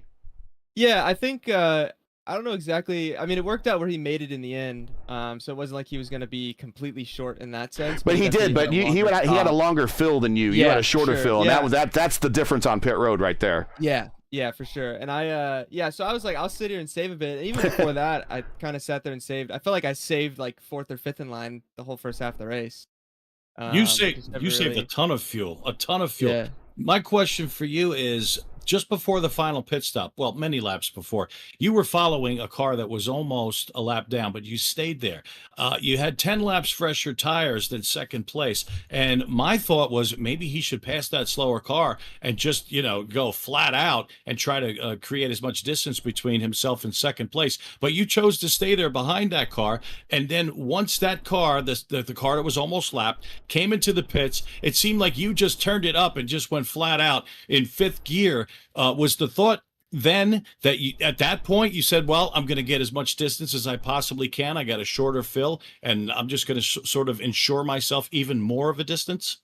Yeah, that was kind of the plan. I felt like, honestly, when I think it was Cody was the lap car in front of me, I feel like I tried to turn it up, honestly, for about a lap, and I was like, I'm not really like gaining that much. I feel like I wouldn't have gone any faster or pulled away. So you did try. Him. Yeah, I did try for like a lap or two, and I was like, at least I still didn't decide if I was going to go or not, but I at least tried to be like, okay, let's just get a reference. And I felt like it wasn't too much different, where I felt like all I would have done is just run the same pace he was running, just I would have been leading and burning more fuel, if that makes any sense. So I was like, I'll just sit here until he has to pit. And then once he pit, I think the gap was about like 1.1 seconds. So there's still a little bit of draft, but not a ton. So I just tried to open it up there. And it honestly, like, kind of naturally just worked out perfectly, because I was literally asking my chat. I didn't know like what the like how much fuel you could take before it's longer than taking tires. And I think it worked out that by the time I started pushing, it's about 5 seconds for tires. Yeah. By the time I pushed, my refuel ended up being about right on the money of like it ended right when we took tires. It just kind of worked out really well. And I think I was still a gallon over, because I didn't know how much more I was going to burn wide open a whole run. So when you came out of the pits, you had about a 3.5 second lead. At that point, you probably said to yourself, I think I have this thing won. How nervous were you that a yellow flag might come out? Yeah, I was definitely nervous. I mean, at that point, especially, like, I didn't even have like a lap car to run with. I'm just out there by myself. Like, the only thing I can think about is a caution, right? So it was fun. Part of me, honestly, like, I really wanted to win, but at the same time, for again a bit of practice, I was like, maybe a caution wouldn't be bad to get some 10-lap shootout practice, but yeah, I wasn't sure. I mean, I'd probably be a sitting duck and end up finishing 5th, but I was like, it might not be bad. But it was like I said, I learned a lot. I had a lot of fun. Always enjoy it, and hopefully I can take it into tomorrow. Before we let you go, I got three real quick things for you, but I want to toss it over to Dave, who is really our resident NASCAR guy. He knows, we knew about you coming in here, but he really knows all about it. Dave, you got any questions for Casey before we send him on his way? I was just wondering if we had room for one more. There we have it. Well, the question for me, it comes down to your experience all across iRacing as a whole. Of course, everyone seems to come in knowing your experience with the Coke Series, but you've also had yourself some run-ins with the road world and their GT, that sort of competition with the sports cars. And you mentioned you haven't been on the platform all too much with this IndyCar. Now, we've seen you here on RaceVerse before. We've seen now that you've got the ability to go and make these 500-mile races work. My question for you is, getting this experience back again in this car and understanding, now there's a chance to race it more frequently, you think you're going to add it into the mix-up with all the other sort of series you do and maybe give it a longer-term shot than what you've done before? Pro Series. Yeah, it's actually funny because so many people have been asking me that in chat today. Like, oh, you're going to run the Pro Series. I'm like, I don't know. It's tough. I always say that, like, I have so much, like, I put a lot for me. I stream a lot, so when I like end up testing for the Coke stuff, I'm already normally burnt out from streaming all day or most days and stuff like that. So I feel like that probably limits me in the terms of my commitment in terms of practice needed to go for something like that. But I don't know. I never say never. You never know if like it comes around, it's a month out, and I'm like, man, that sounds like a lot of fun, and I go for it. I don't want to count it out. I mean, same with like the IMSA stuff. Like I got to do the IMSA Esports Series at the end of last year.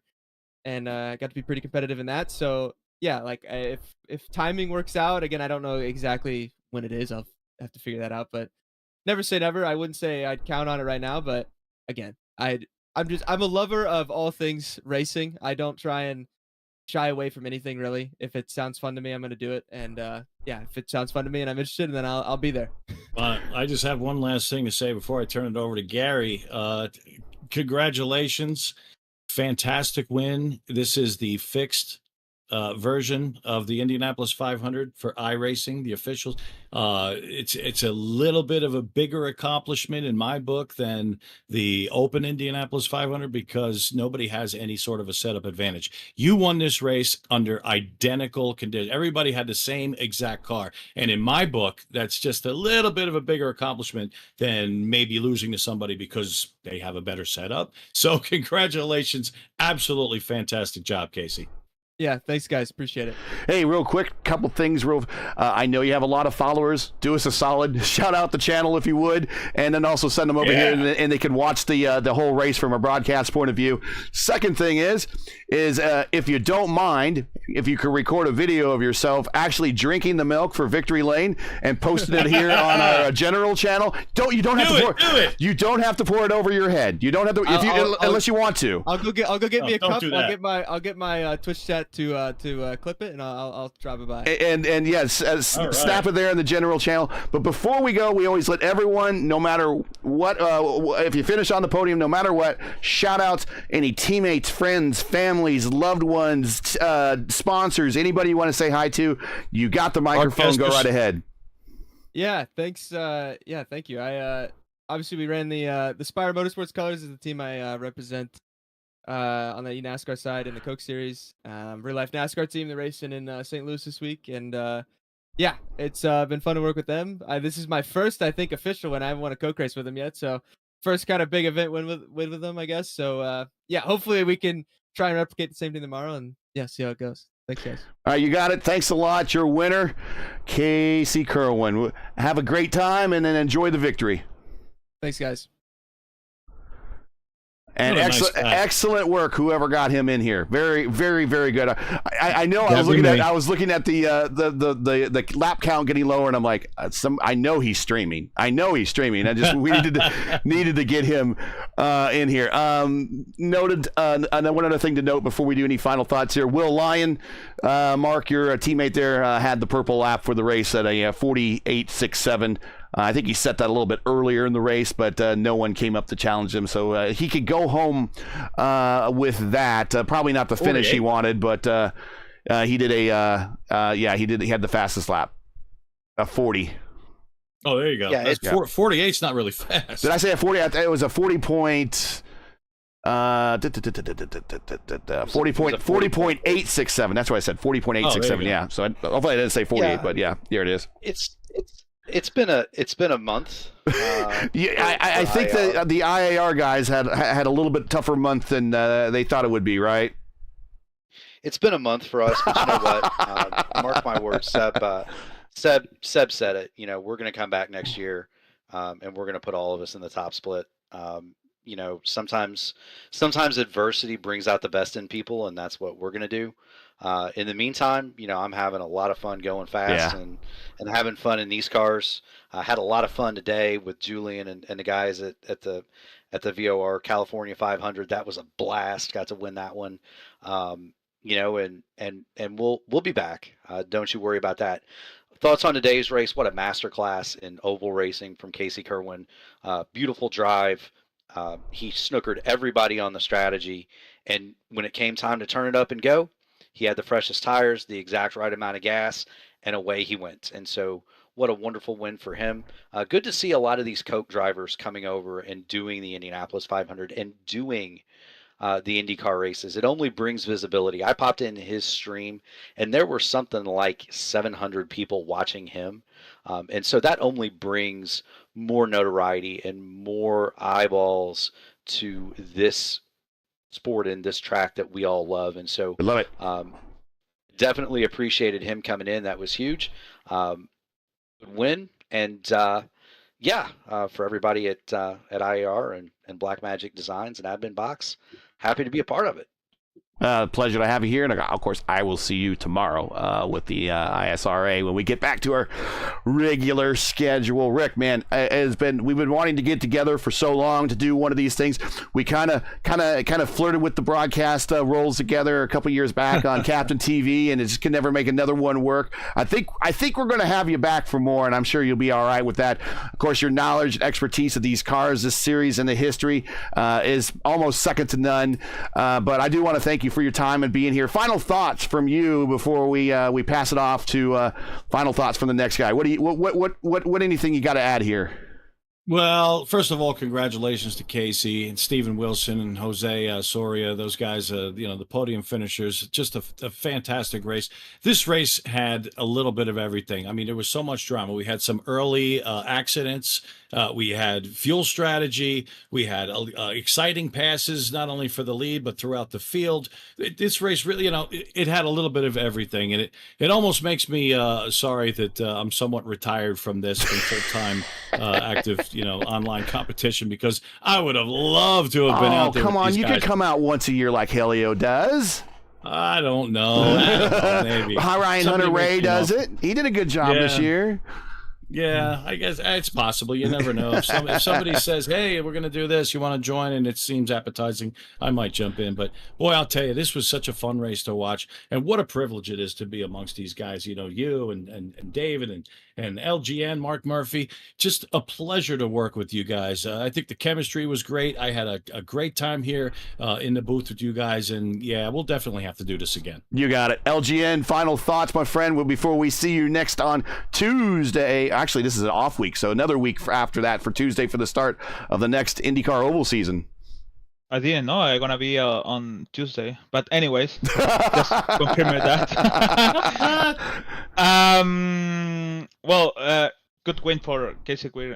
Casey, I don't want to say the last name because I don't know how to. Kerwin. Casey, Kerwin. Good Kerwin. Good win for him. Yeah. Great guy. Good for he passed for here and said thank you for everything done. So it's good for him. Bad for Soria because he have the second place. Wilson did he tried to the best to catch the momentum, and he did. So really nice run for Wilson. Congrats for Wilson and Soria. Well, that's bad for him, but because he did he was the second place for him. And great race today. It's like a real, really everybody astonished for the first couple yellow flags, and very unusual for the long race. Yeah.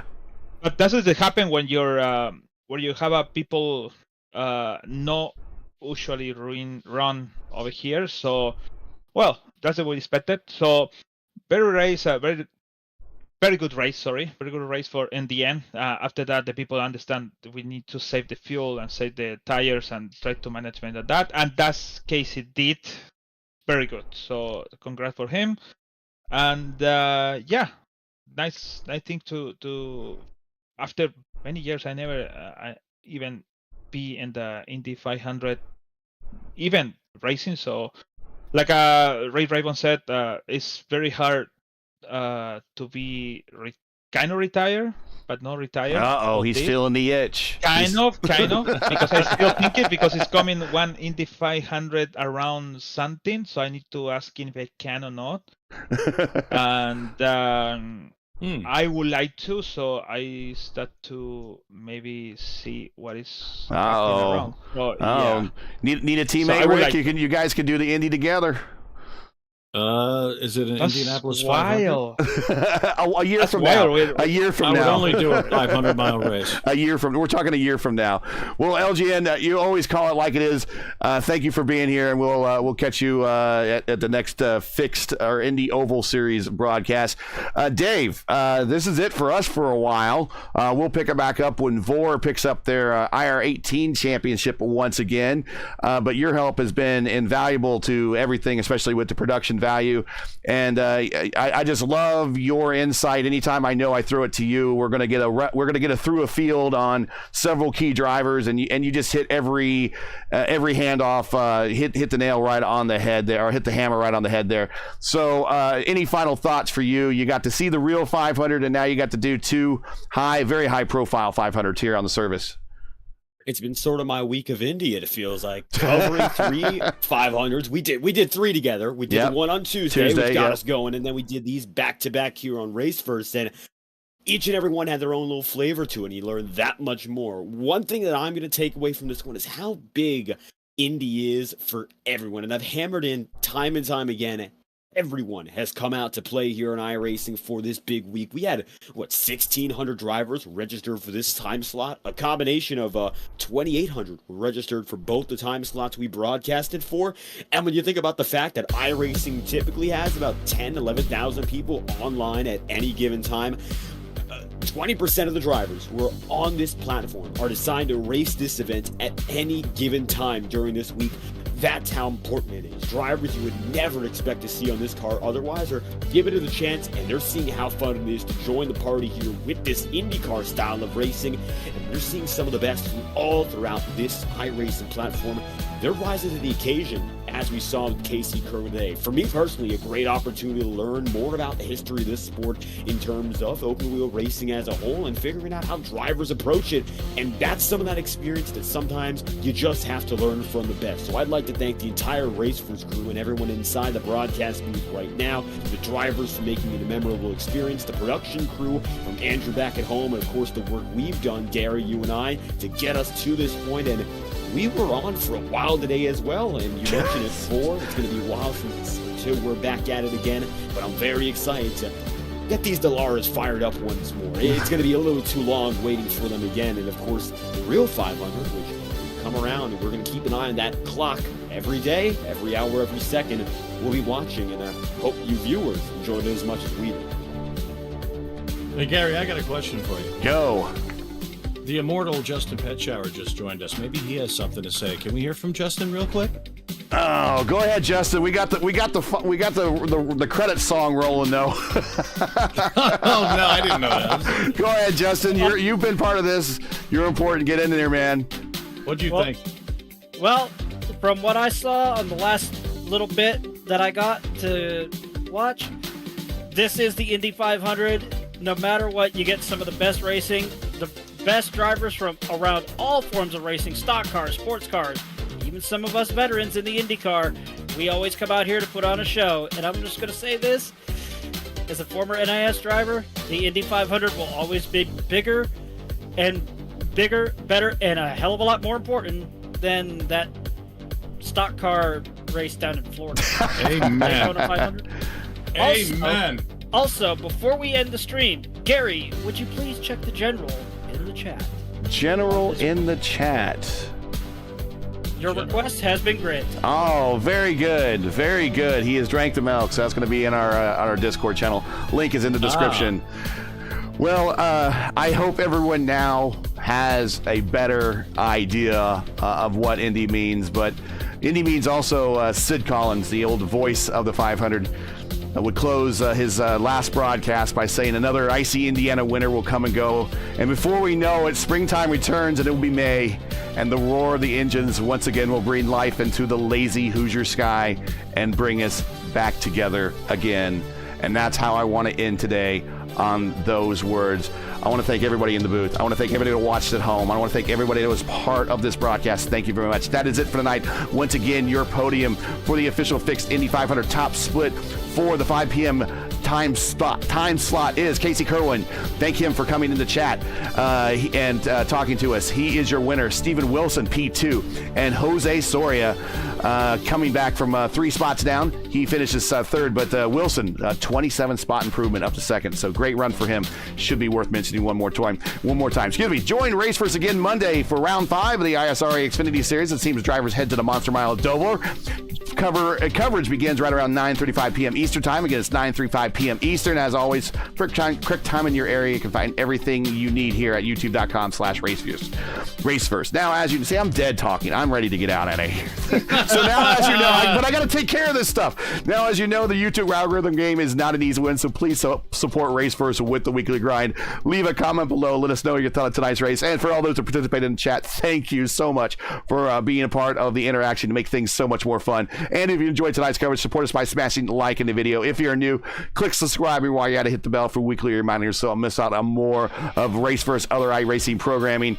And the regular schedule just starts picking off here in the next couple weeks. So just keep an eye on the channel, and we'll be thrilled to have you watching some more. Keep your browser set here for the most in-depth IndyCar knowledge and all of iRacing. You know it. Rick knows it. Mark knows it. RaceVerse, we know what Indy means. Track cams today provided exclusively by Whiplash Sim Cams. Thank you to Whiplash Sim Cams for being the exclusive official camera provider to RaceVerse. To learn more about Whiplash, follow them on Twitter or follow them or like them on Facebook, and the links are in the description. For business inquiries, a little more about RaceVerse and what we do, visit raceverse.com, follow us on Twitter, or you can follow all of us via our Twitter handles. Everyone I do have, they're on the screen. But Dave, your Twitter handle is so someone can find you? That would be Fire Talks NASCAR. So FIRE Talks NASCAR. That's the one to look for. All right, Rick's too old to be on Twitter. That's right. I'll be 55 years old in July. Can you believe that? Such a youngin'. Justin, your Twitter? Follow me on Twitter at jpetshower, PETSCHAUER. And it's also another July birthday, but I got 20 years younger experience. My word. Holy cow. So hey, you can hook up with me on Facebook. I'm Rick Ravon on Facebook. There you go. Pretty entertaining. He'll page occasionally over there. throw It's up like a video of diary. him meeting an IndyCar driver at some random restaurant. Yeah, why not? So that's all of our handles are right there on the screen that I do have graphics for. So for see the Murph, for Rick, for LGN, for Justin Peschauer, for David Kreutz, for everyone at RaceVerse, everyone that's been a big part of this broadcast, thank you very much. I'm Gary Godsoe signing all. Good night. Thanks for watching, and to all our men and women serving in the military and as first responders, Godspeed, God bless, and come home safe. Congratulations to our winner tonight, Casey Kerwin. Good night.